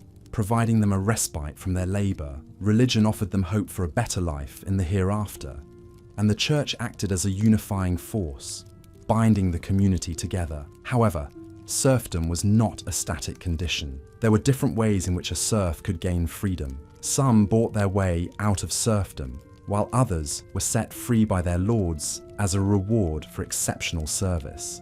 In some cases, a serf could also gain freedom by escaping to a city and living there for a year and a day without being claimed by their lord. The life of a serf was a life of unending toil and hardship. However, it was also a life of community, of shared experiences, of resilience in the face of adversity. It's important to remember that despite the challenges they faced, medieval serfs were not merely passive victims of their circumstances. They found ways to survive, to create joy, to forge connections with their fellow serfs, and to carve out a sense of identity amidst the constraints of their status. As we conclude this section, let us reflect on the resilience of these individuals who lived in a time so different from our own. Let us also remember that the strength of the human spirit is not confined to any particular era or social class. It is a universal quality, as timeless as history itself. As you drift off to sleep,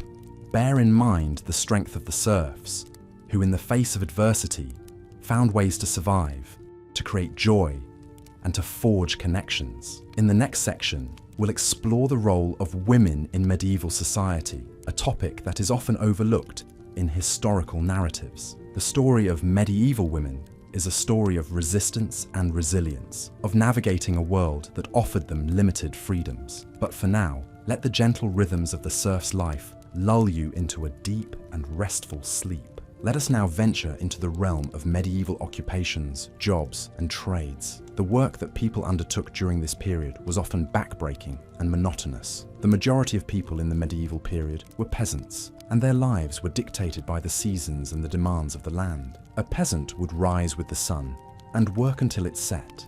Their primary occupation was farming, and the majority of their time was spent tending to the fields. The work was grueling, with long hours spent ploughing, planting, and harvesting. The tools were primitive, and the work was done mainly by hand. The physical demands of this lifestyle were immense, requiring a level of endurance and resilience that many of us in the modern world would struggle to match. A peasant's life was also one of servitude. They were tied to the land and to the lord who owned that land. In return for the right to live on and work a piece of land, a peasant owed their lord a portion of their produce and their labor. This might mean helping to repair the lord's castle or providing a certain amount of grain each year. The peasant was also obliged to grind their grain at the lord's mill and to purchase goods from the lord's market. These obligations were not negotiable, and failure to meet them could result in punishment or even eviction. For those who lived in towns and cities, life was somewhat different. Here, the medieval economy was dominated by guilds. These were associations of artisans and merchants who controlled the practice of their craft in a particular town. To become a member of a guild, a person would first serve as an apprentice, learning the skills of the trade under the supervision of a master. After several years of training, the apprentice would become a journeyman and could work for wages. Finally, after proving their skill and knowledge, a journeyman could become a master and open their own workshop. Craftsmen worked long hours, often from dawn until dusk. They produced everything from clothes and shoes to furniture and tools. The work was skilled, but also repetitive and physically demanding. A blacksmith, for example, would spend hours each day hammering iron into shape. A weaver would work at their loom, creating cloth from raw wool or flax. A baker would rise before dawn to prepare bread for the day. Like peasants, craftsmen were also subject to various obligations and restrictions. They were required to pay fees to their guild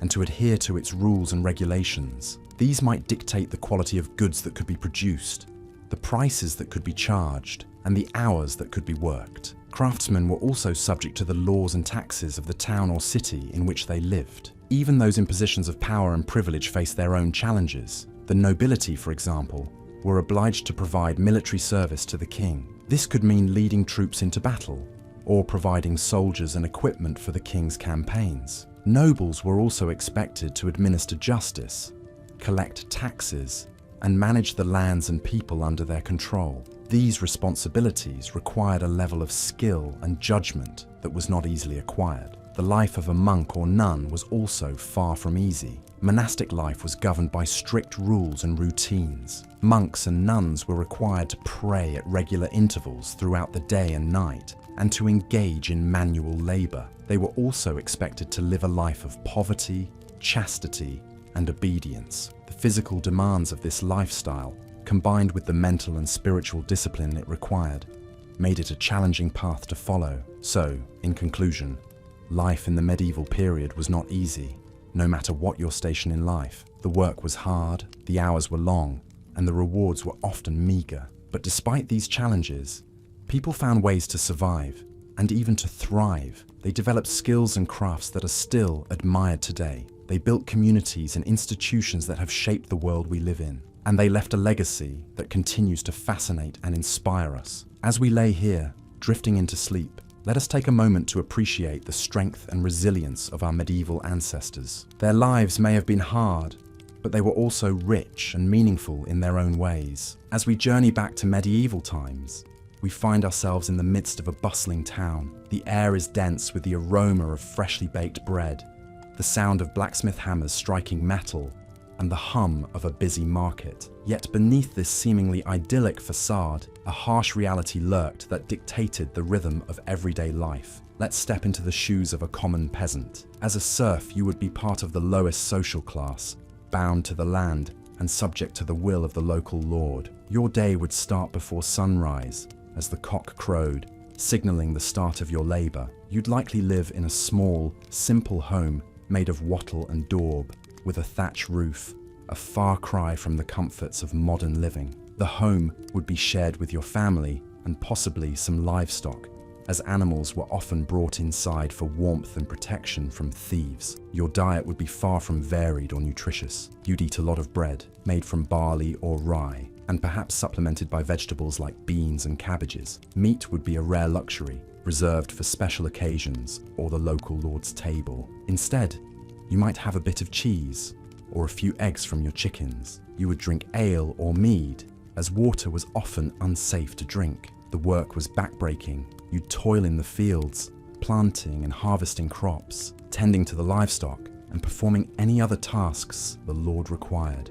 The work was not only physically exhausting, but monotonous, leaving little time for leisure or personal growth. Education was a privilege reserved for the clergy and the nobility, so you'd most likely be illiterate, relying on the local priest for information about the world beyond your village. Healthcare in medieval times was primitive at best. The prevailing theory was that of the four humours: blood, phlegm, black bile, and yellow bile. It was believed that illness was caused by an imbalance of these humours, and treatments often involved bloodletting or purging. Without the knowledge of germs or proper sanitation, disease spread quickly, and life expectancy was low. The church played a significant role in everyday life. Sundays and holy days were reserved for worship, and failing to attend Mass could result in punishment. The church was also the centre of social life, where villagers gathered for festivals and fairs.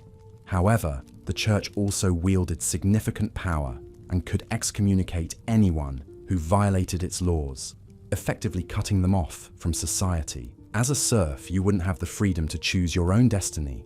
You couldn't leave the land without permission from the Lord, and your children would inherit your status. The concept of upward mobility was virtually non-existent, and the idea of individual rights would not emerge for centuries. Despite these harsh realities, medieval times were not without their moments of joy and camaraderie. There were festivals and feasts, celebrations of the changing seasons, and the simple pleasure of a job well done. Music, dance, and storytelling were integral parts of the culture, providing respite from the hardships of everyday life. As we return to the present, it's clear that our lives are vastly different from those of our medieval ancestors. We enjoy comforts and freedoms they could hardly imagine. Yet, it's also worth remembering the resilience and determination of these people who lived and loved, worked and played in a world so different from our own. Their stories remind us of the human capacity to adapt and endure, to find joy in the midst of hardship, and to create a sense of community and purpose, even in the most challenging circumstances. As we continue our journey through the daily life of a person in the medieval period, let's turn our attention to the aspect of health and medicine. If you were living in medieval times, you might find the healthcare system significantly different from what we know today. The understanding of disease, its causes and treatment was extremely limited, and life expectancy was short due to various health problems. The knowledge of anatomy was rudimentary at best. The practice of dissecting human bodies to understand their workings was considered taboo and often illegal, leaving many physicians to guess at the inner workings of the human body. This lack of understanding led to many misconceptions and misdiagnoses. The belief in the four humours, black bile, yellow bile, phlegm, and blood, was prevalent. These were thought to be bodily fluids that needed to be in balance for a person to stay healthy. Any imbalance was considered the root cause of all diseases and illnesses. In terms of treatment, bloodletting was a common practice. The idea was to drain the body of excess bad humours. Leeches were often used for this purpose. In today's medical understanding, this practice is largely considered harmful and ineffective. But in medieval times, it was a widely accepted form of treatment, often leading to weakness and sometimes death due to loss of blood. Hygiene, or the lack thereof, was another factor that would make it hard for a modern person to survive in medieval times. Bathing was not a regular practice and was often considered an indulgence. The concept of germs and sanitation was not understood, leading to widespread diseases. The Black Death, a plague that wiped out a third of Europe's population in the 14th century, is a stark testament to this lack of sanitation and understanding of disease transmission. Medieval diet also played a significant role in the health of the people. The lower classes subsisted on a diet of mostly grain, like barley and rye, with little meat or fresh fruit and vegetables. This lack of a balanced diet often led to malnutrition, weakening the immune system and making people more susceptible to diseases. Dentistry, too, was a field in its infancy. Tooth decay was a common problem, often leading to dangerous infections. Without the understanding of dental hygiene and effective treatments, toothaches were often a lifelong issue for many. Childbirth was a particularly dangerous time for women. There was a lack of understanding about cleanliness and the need for sterile environments during childbirth, leading to a high rate of maternal and infant mortality. Midwives, not formally trained physicians, usually attended births. Their knowledge was based on experience rather than formal education, leading to many complications and fatalities. Despite these challenges, there were some advancements in medicine during the medieval period. The creation of universities in the 12th century led to the development of medical schools where knowledge was collated and taught. Monasteries served as places of healing, with monks often having knowledge of herbs and remedies. This period also saw the emergence of hospitals, though they were more places for the poor and the sick to go to die, rather than institutions for healing and recovery, as we know them today. In conclusion, health and medicine in the medieval period were fraught with challenges. The lack of understanding about the human body, disease and hygiene made it a dangerous time to be alive. The treatments available were often ineffective and sometimes harmful. However, it was also a time of slow progress, with the foundations of modern medicine being laid. As we move to the final section of this journey, let's ponder on the resilience of the human spirit and the drive for survival that saw people through these challenging times. As we continue our peaceful journey through the heart of the medieval period, we find ourselves shifting our focus from the bustling life of the cities and castles to the quieter, but no less important, rural countryside. Here, in the vast expanses of fields and forests, the majority of the medieval population made their living as farmers and laborers, their lives intimately tied to the rhythm of the seasons and the bounty of the earth. Life in a medieval village was far from the romanticized tales of chivalry and courtly love associated with this era. It was characterized by a simplicity and routine that, for many modern individuals, would be unbearably monotonous. The day for a medieval peasant would begin at dawn with the crowing of the roosters. After a simple breakfast, often consisting of bread, cheese, and weak ale, they would head out to the fields for a long day of labor. The agricultural practices of the medieval period were rudimentary by today's standards. Without the benefit of modern machinery, every task was performed by hand. Plowing, sowing, weeding, and harvesting were all physically demanding activities that required strength, endurance, and a great deal of patience. Despite their hard work, the yield from their labor was often meager. Poor soil quality, unpredictable weather, and rampant crop diseases meant that failure and famine were constant threats. The diet of a medieval peasant was similarly austere. They subsisted primarily on a diet of bread, porridge, and vegetables, with occasional small amounts of cheese and meat. The monotony of their diet was occasionally broken by the availability of seasonal fruits, nuts, and berries. However, these were often preserved for the winter months when food was scarce. Health and hygiene were another area where the medieval period fell short by modern standards. Without understanding the principles of germ theory and sanitation, illness was rampant and often deadly. Child mortality rates were high, and life expectancy was low. Common ailments like toothaches, colds, and digestive issues were often treated with a mix of folk remedies and superstition. More serious illnesses, like the plague, could wipe out entire communities. Despite these hardships, the life of a medieval peasant was not without its small joys and comforts. The village was a close-knit community where everyone knew each other, and social activities like dances, feasts, and fairs provided much-needed relief from the daily grind. The church, too, was a central part of village life, providing spiritual comfort and a sense of order in a world that was often chaotic and unpredictable. The medieval period was also a time of innovation and progress in many areas. Advances in technology, such as the heavy plough and the horse collar, made farming more efficient. The establishment of guilds and the development of trade routes helped stimulate economic growth. The construction of cathedrals, castles, and universities reflected the period's artistic and intellectual achievements. Yet, for all its progress, the medieval world was a place of profound inequality. The feudal system, which governed social and economic relations, was heavily weighted in favor of the nobility and the clergy. Peasants had few rights and little opportunity for social mobility. Their lives were defined by their labor, and their status was determined by their birth. Reflecting on the realities of life in the medieval period, it's easy to understand why we, as modern individuals, might find it difficult to last a day in this era. The physical demands, the lack of comfort, the constant uncertainty. These challenges would test even the most resilient among us. Yet there is also a certain beauty in this simplicity, a reminder of the resilience and adaptability of the human spirit. As we drift further into the tranquil embrace of sleep, let us carry with us this sense of gratitude for the comforts and conveniences of our modern life, and a newfound appreciation for the trials and triumphs of our medieval ancestors. As our journey through the annals of history continues, we find ourselves delving into an era of knights, castles, and feudal society, the medieval times. Picture yourself, if you will, transported back through the centuries, landing in a world far removed from the one we inhabit today. It's a time of stark contrasts, where the wealthy live in fortified castles while the poor toil in the fields.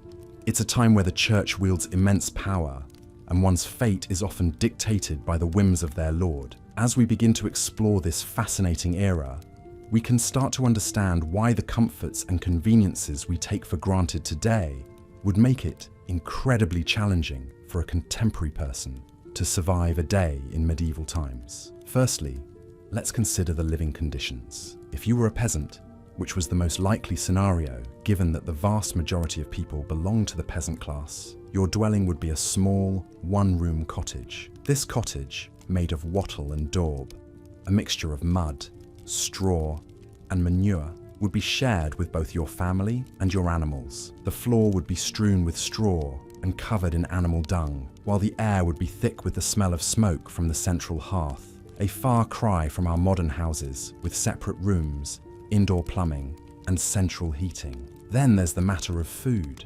If you were a peasant, your diet would consist largely of pottage, a type of thick stew made from whatever vegetables were in season, along with some grain, perhaps barley or oats. Meat would be a rare luxury, and fresh fruit and vegetables would be scarce during the long winter months. Fast food, convenience meals, and the abundance of food we enjoy today would be unimaginable in the medieval era. The daily routine would be grueling.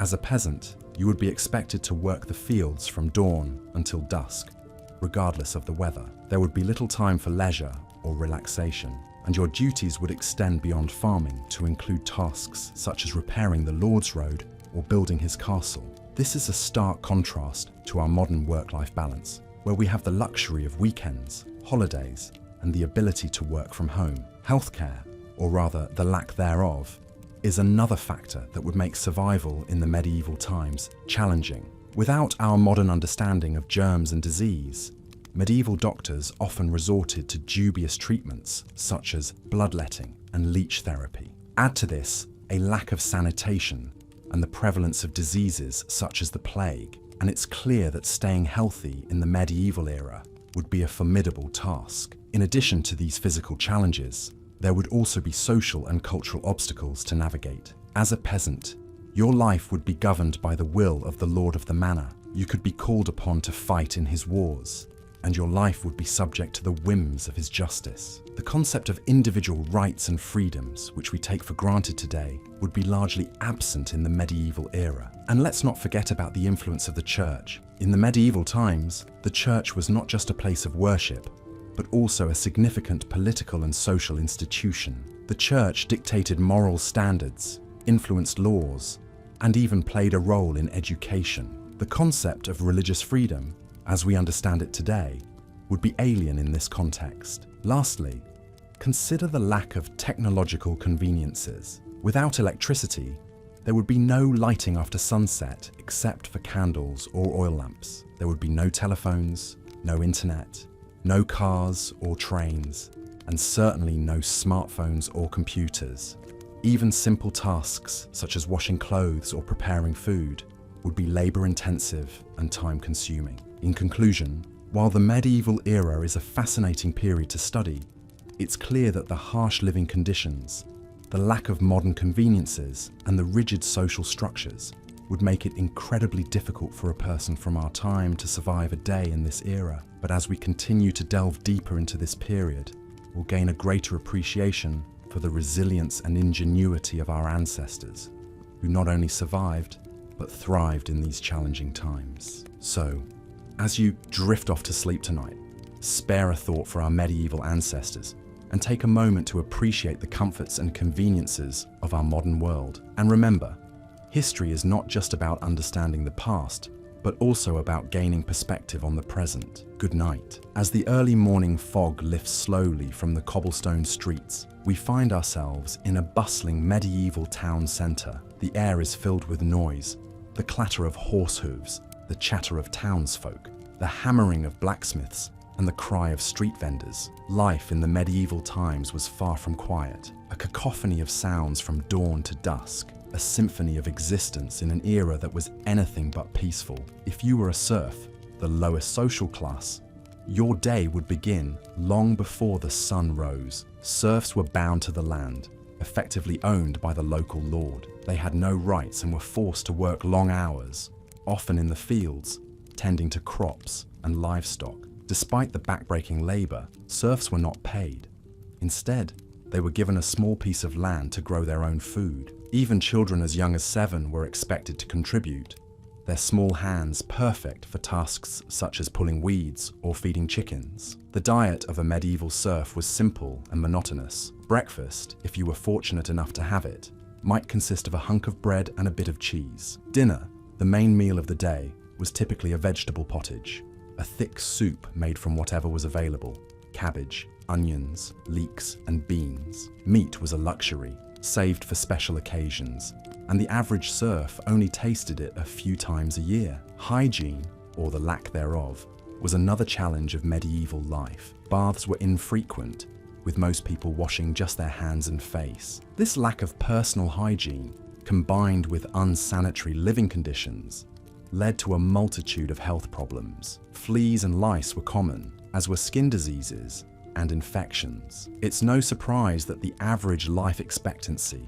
was only around 30 years. Medieval towns were not only noisy and dirty, they were also dangerous places to live. Without a police force, crime was rampant and punishment was harsh. Thieves could be publicly humiliated in the stocks, while more serious crimes could result in execution. Fire was another ever-present danger. Most buildings were made of wood and packed closely together, so a single spark could result in a devastating blaze. For the nobility, life was considerably more comfortable, but it had its own set of challenges. The noble class was expected to provide military service to the king, which often meant leaving home for months at a time. Women in the noble class had a little more freedom than their peasant counterparts, but they were still expected to marry for political advantage and produce heirs. Medieval life was a constant struggle for survival. From the backbreaking labor of serfs to the political maneuvering of nobility, everyone had their part to play in this complex societal structure. And yet, despite the hardships, people found joy in their lives. They celebrated with feasts and festivals, made beautiful works of art, and told stories that have been passed down through the ages. As we journey further into the medieval times, we'll delve deeper into the daily lives of the people, their beliefs, and their culture. We'll explore the role of the church, the rise of universities, and the flowering of literature and art. Despite the hardships, there's a lot to admire about this resilient society, which has left an indelible mark on our own. And as the twilight descends on our medieval town, we are left with a sense of awe and appreciation for the people who lived, loved, and survived in these challenging times. So, as you drift off to sleep, let your mind wander through the cobblestone streets, the bustling markets, and the grand castles of the medieval times. Picture the serfs tending to their fields, the nobility riding off to war, and the children playing in the streets. Despite the hardships, there's a beauty and resilience in this era that continues to captivate us centuries later. And as you drift off to sleep, let the sounds, sights, and stories of the medieval times lull you into peaceful dreams. As we delve deeper into the daily life of people in medieval times, one cannot overlook the crucial role of labor and work. Each morning, as dawn broke, the serfs, who made up the majority of the population in medieval Europe, were roused from their slumber to begin their tasks. Their day usually started at the crack of dawn, often even before the sun had broken the horizon. The concept of a weekend did not exist, and the serfs toiled from dusk till dawn, 6 days a week, with only the Sabbath day off for religious observance. The labor was intense and grueling. Serfs were essentially peasants who worked on the Lord's land in exchange for protection. They cultivated fields, tended to animals, and performed any other tasks that the Lord deemed necessary. From sowing seeds in the fields to threshing the harvested grain, every task was manual, often involving heavy lifting and strenuous physical activity. The tools were rudimentary, made from wood and iron, and required considerable strength and endurance to operate. A serf's life was not their own. Their existence was dictated by the demands of their lord and the seasons. Not only were the working conditions harsh, but the serfs also lived in a state of constant insecurity. As they had no rights or freedoms, they were at the complete mercy of their lords. They could be evicted from their homes, their meager possessions seized, or their families torn apart at the whim of their lord. In addition, they were obliged to pay crippling taxes and rents, often in the form of crops or labor. This chronic uncertainty and lack of control over their own lives made for a stressful existence. The diet of the medieval serf was as bland and monotonous as their life. Their meals predominantly consisted of dark bread made from rye or barley, and pottage, a thick stew made from grains, vegetables, and occasionally a small amount of meat. The meat was a luxury that was rarely afforded to them, reserved for special occasions or during the winter months. They drank ale or mead,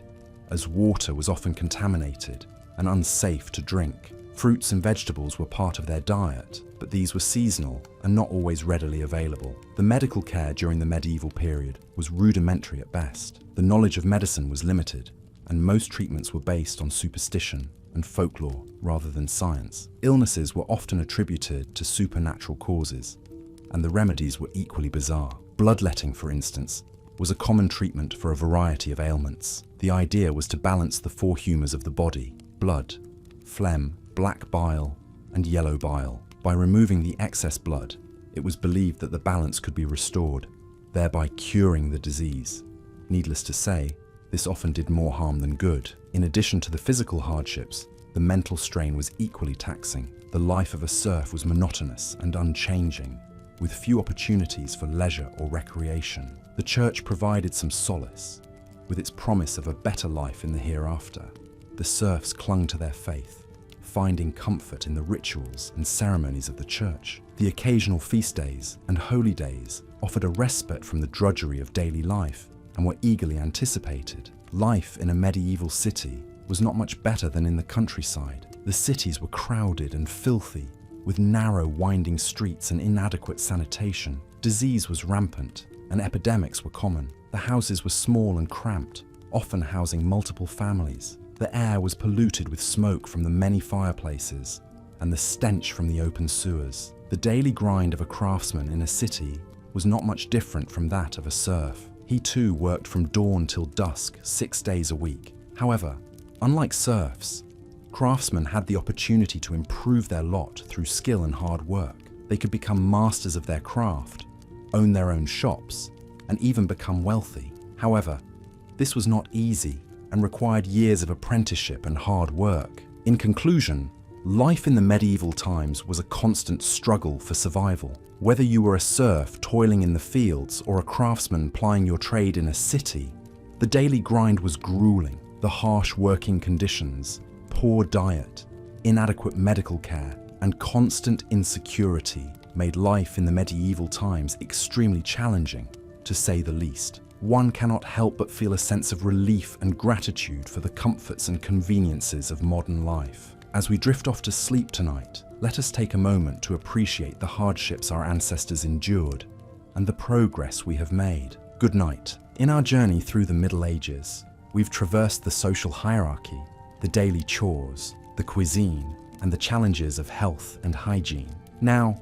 let's turn our attention to another, harsher aspect of medieval life, the justice system. In the Middle Ages, the concept of justice was very different from what we understand today. Modern legal systems are built on the principle of innocent until proven guilty. But in medieval times, things were quite the opposite. The burden of proving innocence often fell on the accused, and failure to do so could result in severe punishment. Witch trials are perhaps the most infamous example of medieval justice, but they were by no means the only form of trial. Trial by combat, trial by ordeal, and compurgation were all methods employed, each one more terrifying than the last. Trial by combat, for example, was exactly as it sounds. The accused and the accuser would fight, and God would supposedly grant victory to the innocent party. It's not hard to imagine how this system could be easily manipulated by those with strength or fighting skill. Trial by ordeal was similarly gruesome. The accused would be subjected to a physically painful or dangerous task, such as carrying a hot iron for a certain distance, or retrieving a stone from a pot of boiling water. If their wounds healed cleanly within a set time, they were considered innocent. If not, they were guilty. This method was based on the belief that God would intervene on behalf of the innocent, a notion that seems dangerously naive to us now. Compurgation, on the other hand, required the accused to swear an oath of innocence, backed by a group of oath helpers who would vouch for their honesty. This method relied heavily on one's reputation within the community and could be easily skewed by personal bias. Punishments for crimes varied widely, from fines to corporal punishment to death. The severity of the punishment often depended on the social status of the accused and the nature of the crime. For instance, a nobleman might be fined for a crime that would earn a peasant a whipping or worse. Beyond the legal system, violence was a common part of everyday life in the Middle Ages. Raids and skirmishes were frequent, and personal safety was far from guaranteed. The lack of a centralized police force meant that people had to take their safety into their own hands, often leading to brutal reprisals and cycles of violence. And then there were the wars. The Middle Ages were a time of near constant conflict, from the Crusades to the 100 Years' War. These wars were not only deadly, but also incredibly disruptive to everyday life. They could lead to food shortages, displacement, and widespread destruction. In addition to these physical hardships, the psychological toll of living in such uncertain times cannot be understated. The constant threat of violence, the fear of accusation, and the general unpredictability of life would have been incredibly stressful. It's hard to imagine getting a good night's sleep under such conditions. Despite these hardships, people in the Middle Ages found ways to adapt and survive. They developed systems of mutual aid and protection, like guilds and confraternities. They sought solace in religion and found joy in festivals and feasts. But even so, it's clear that life in the Middle Ages was far from easy. The harsh realities of medieval justice, the ever-present threat of violence, and the psychological stress of living in such a time would be enough to challenge even the hardiest of souls. It's a stark reminder of how far we've come, and a testament to the resilience of the human spirit. As we close this chapter, let's take a moment to appreciate the relative comfort and security of our modern lives. While we still face challenges and uncertainties, they pale in comparison to the trials of medieval times. So, as you drift off to sleep, be grateful for the peace and safety of your own bed, and for the progress that has been made over the centuries. Good night. In our exploration of life in the medieval times, we now come to the matter of law and order, a topic that further underscores why a modern individual might find survival difficult in this era. The legal system of the Middle Ages was quite different from the one we are familiar with today. Rather than being a unified, codified structure, it was a patchwork of local laws and customs, overlaid with the edicts of lords, kings, and the church. This system was often arbitrary and harsh, reflecting the harsh realities of medieval life. In many ways, the medieval legal system was a reflection of the feudal system that dominated the political landscape. Lords had wide-ranging powers over their vassals and serfs, including the right to administer justice and punish crimes. They often acted as judge, jury, and executioner, and their decisions could be influenced by personal biases or vendettas. Moreover, justice was often meted out in public spectacles designed to deter others from committing crimes, a far cry from our modern ideas of due process and the right to a fair trial. In addition to this, there were a number of punishments and penalties that could be imposed for various crimes, many of which were incredibly harsh by today's standards. For example, thieves could be branded or mutilated, while murderers might be sentenced to death by hanging or beheading. Even lesser offences, such as slander or defamation, could result in public humiliation or corporal punishment. And while we're on the topic of crime, let's not forget about the concept of trial by ordeal. This was a practice whereby the accused was subjected to a physically dangerous or painful test to determine their guilt or innocence. The idea was that God would intervene to protect the innocent and punish the guilty. For instance, in the ordeal of hot iron, the accused was made to carry a red-hot piece of iron. If their hand healed cleanly within a certain period of time, they were deemed innocent. If not, they were found guilty. The church also played a significant role in the medieval legal system. Ecclesiastical courts, which were run by the church, dealt with cases involving clergy members, as well as certain types of moral offences. These courts followed their own set of rules, known as canon law, which was based on biblical teachings and the writings of church fathers. Penalties could range from excommunication to penance, such as fasting or making a pilgrimage. Yet despite its many flaws and harshness, the medieval legal system did have some redeeming qualities. For instance, it recognized the concept of sanctuary, which allowed criminals to seek refuge in a church and be protected from arrest. This offered a route to mercy and forgiveness, in line with Christian teachings of the time. Moreover, the system also laid the groundwork for many of the legal principles and institutions that we take for granted today. For example, the Magna Carta, a landmark document signed in 1215, established the principle that the king was subject to the law, not above it. This marked a significant step towards the rule of law, a concept that is central to our modern legal system. So, while the medieval legal system was undoubtedly harsh and unpredictable, it was also a product of its time, reflecting the social norms and religious beliefs of the period. And while most of us would undoubtedly struggle to navigate its complexities and deal with its brutalities, it's also worth remembering that it was part of a broader historical process, one that eventually led to the development of more fair and equitable systems of justice. It's a reminder that, for all its brutality and unfairness, the past can also be a source of learning and growth. In our next section, we'll delve into the world of medieval warfare, another aspect of life in the Middle Ages that would certainly pose challenges for a modern individual. From the chivalrous knights and their code of honor to the large-scale battles and sieges, we'll explore the realities of combat in this era and the toll it took on those who lived through it. So, as you drift off to sleep, let your mind wander to these distant,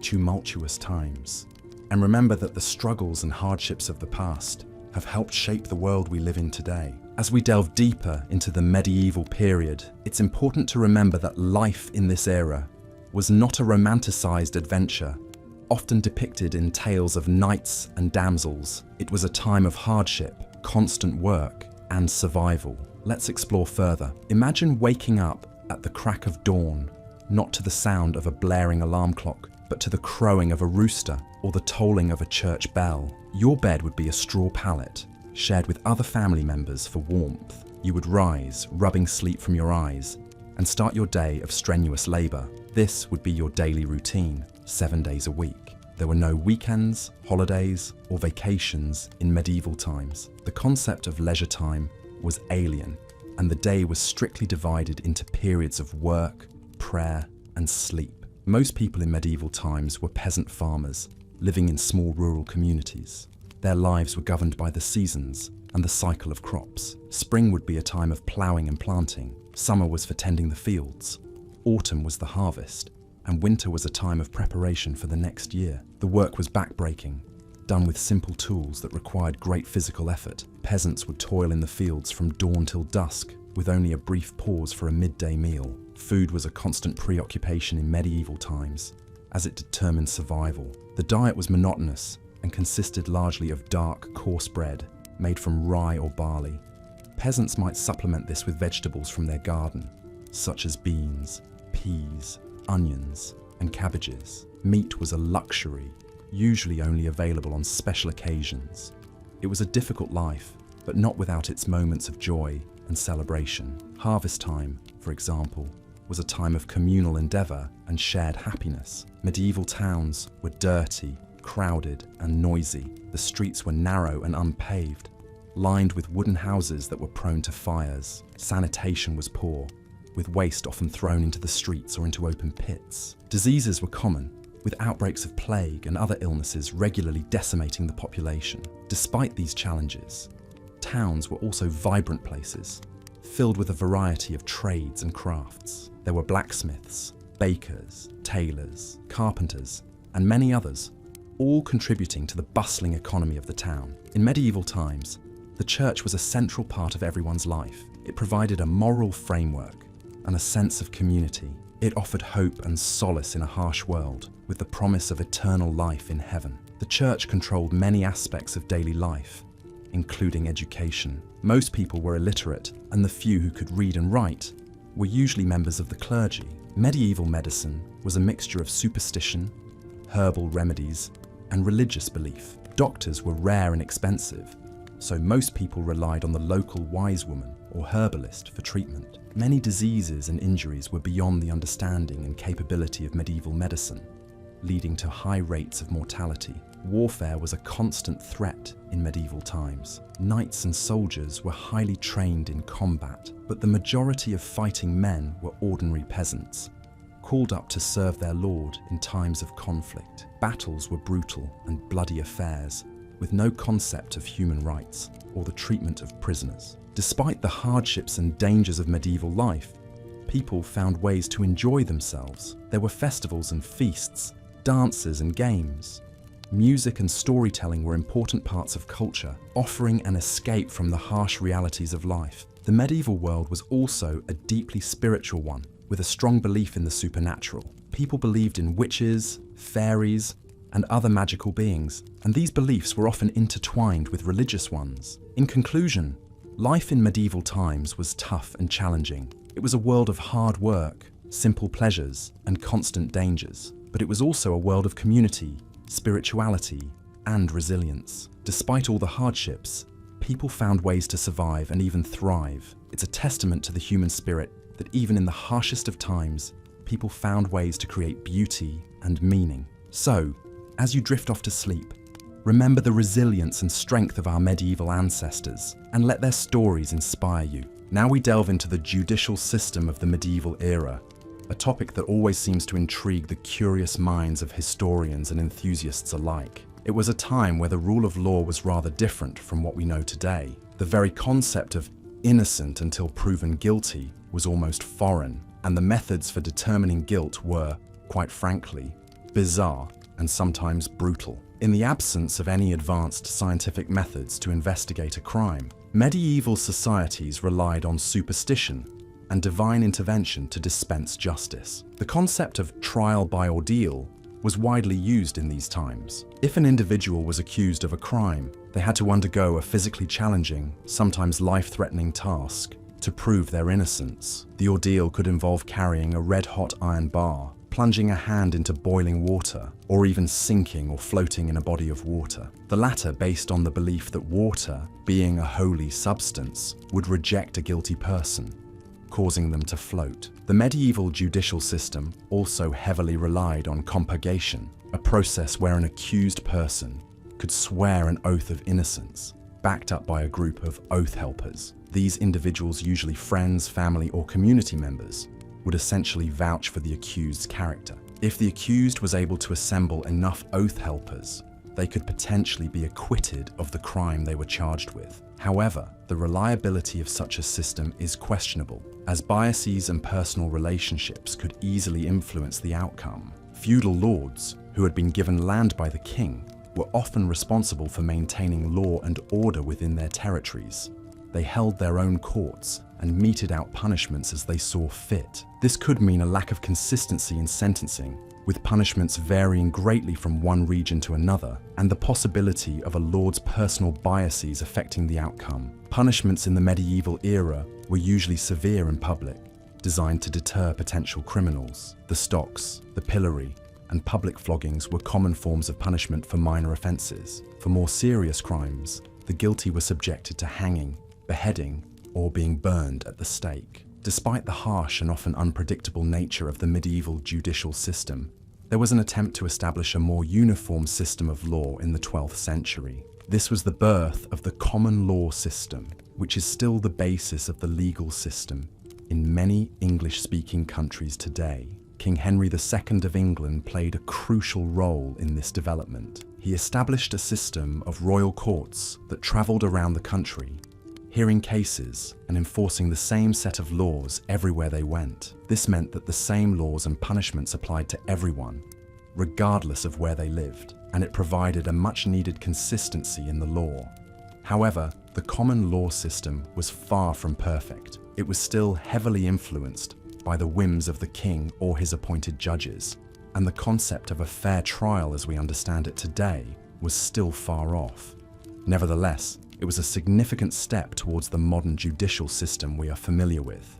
Thus, we can see that living in medieval times was not for the faint-hearted. The societal norms, the harsh living conditions, and the brutal judicial system would have made everyday life a struggle. The uncertainty and unpredictability of the law, combined with the heavy reliance on superstition and divine intervention, would have added a constant sense of dread and fear. The medieval era was indeed a time of darkness and hardship, but it was also a time that laid the foundations for many aspects of our modern society. The development of the common law system, despite its flaws, was a crucial step towards the establishment of a fair and consistent judicial system. As we close our eyes and drift off to sleep, we can appreciate the comforts and conveniences of our modern lives. We can feel grateful for the progress we've made as a society and look forward to a future where justice is not determined by the heat of an iron bar or the depth of a body of water, but by the strength of evidence and the pursuit of truth. As the day in the life of a medieval person continues,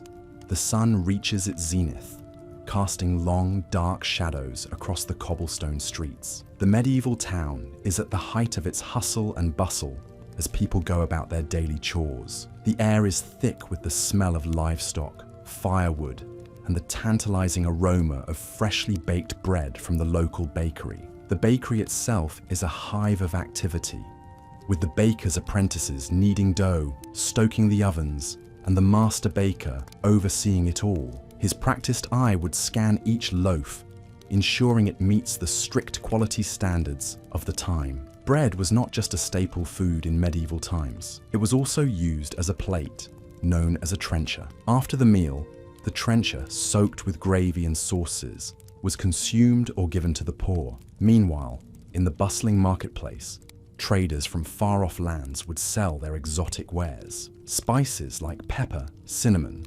cloves, and ginger, considered a luxury in medieval times, would be displayed in small, ornate boxes, their fragrant aroma tantalizing passers-by. Merchants would loudly advertise their goods, competing with each other to attract customers. The marketplace was also a place where news and gossip were exchanged, adding a social dimension to the commerce of the day. At the edge of the town, the local blacksmith would be hard at work. The rhythmic sound of his hammer striking metal would echo through the streets. The blacksmith's role was crucial in a medieval town. They made and repaired everything from horseshoes to weaponry, from tools to nails. The blacksmith was often a respected figure, not just for his essential skills, but also because he worked with fire and metal, elements that were thought to have mystical properties. For the children of the town, life was not all play and no work. Children as young as 7 would be expected to help their parents with tasks such as gathering firewood, taking care of animals, and helping in the fields. Yet, they would also find time for games. Children in medieval times played a variety of games, many of which are still enjoyed today. Marbles, hopscotch, and tag were all popular pastimes. As the afternoon sun began its descent, the monotonous tolling of the church bell would call the townsfolk to prayer. The church was the heartbeat of a medieval town. Not only was it a place of worship, but also a community centre where important decisions were made and disputes were settled. The clergy not only provided spiritual guidance, but also education, as the ability to read and write was limited to a privileged few. At the local castle, the lord and his lady would be involved in managing their estate. The lord was responsible for providing protection to his people and maintaining law and order. He would also have judicial duties, presiding over court cases brought before him. The lady of the castle had her own responsibilities, which included managing the household, supervising servants, and overseeing the preparation of meals. As the day drew to a close, the taverns would begin to fill, with patrons seeking a reprieve from the day's work. Ale was the drink of choice, often safer to consume than water, which could be contaminated. Music, storytelling, and games of chance would provide entertainment as the townsfolk relaxed and socialized. As the last rays of the sun disappeared over the horizon, the town would slowly quieten down. Fires would be doused, doors would be bolted, and people would retire to their beds, ready to start another day in the medieval world. This is a glimpse into the life in medieval times, a period characterized by harsh realities, but also by a sense of community and shared values that shaped our world today. Thus we come to the end of another day in our journey through the Middle Ages, a time of chivalry and hardship, of tradition and transformation. So close your eyes and let the sounds of the past lull you into a peaceful slumber as we prepare to explore a new day in the life of a medieval villager in our next section. Good night, dear listener. As we continue our exploration of daily life in the medieval times, we now turn our attention to the often harsh and challenging living conditions. The comforts of modern life that we take for granted would be far from possible in the medieval era. In medieval times, most people lived in small,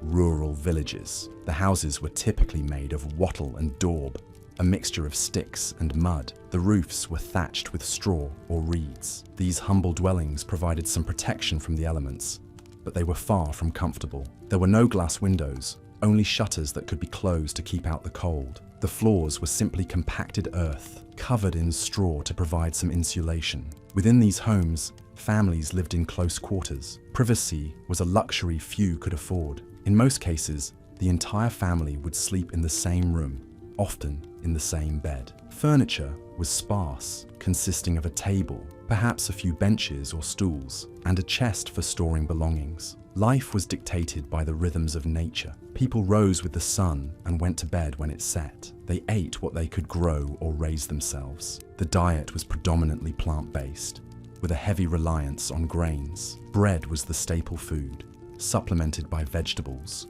fruits, and occasionally meat. Medieval people had to be self-reliant. They made their own clothes, grew their own food, and built their own homes. They had to know how to care for animals, mend fences, and repair tools. Every member of the family had a role to play, from the youngest child to the oldest adult. Healthcare, as we understand it today, did not exist.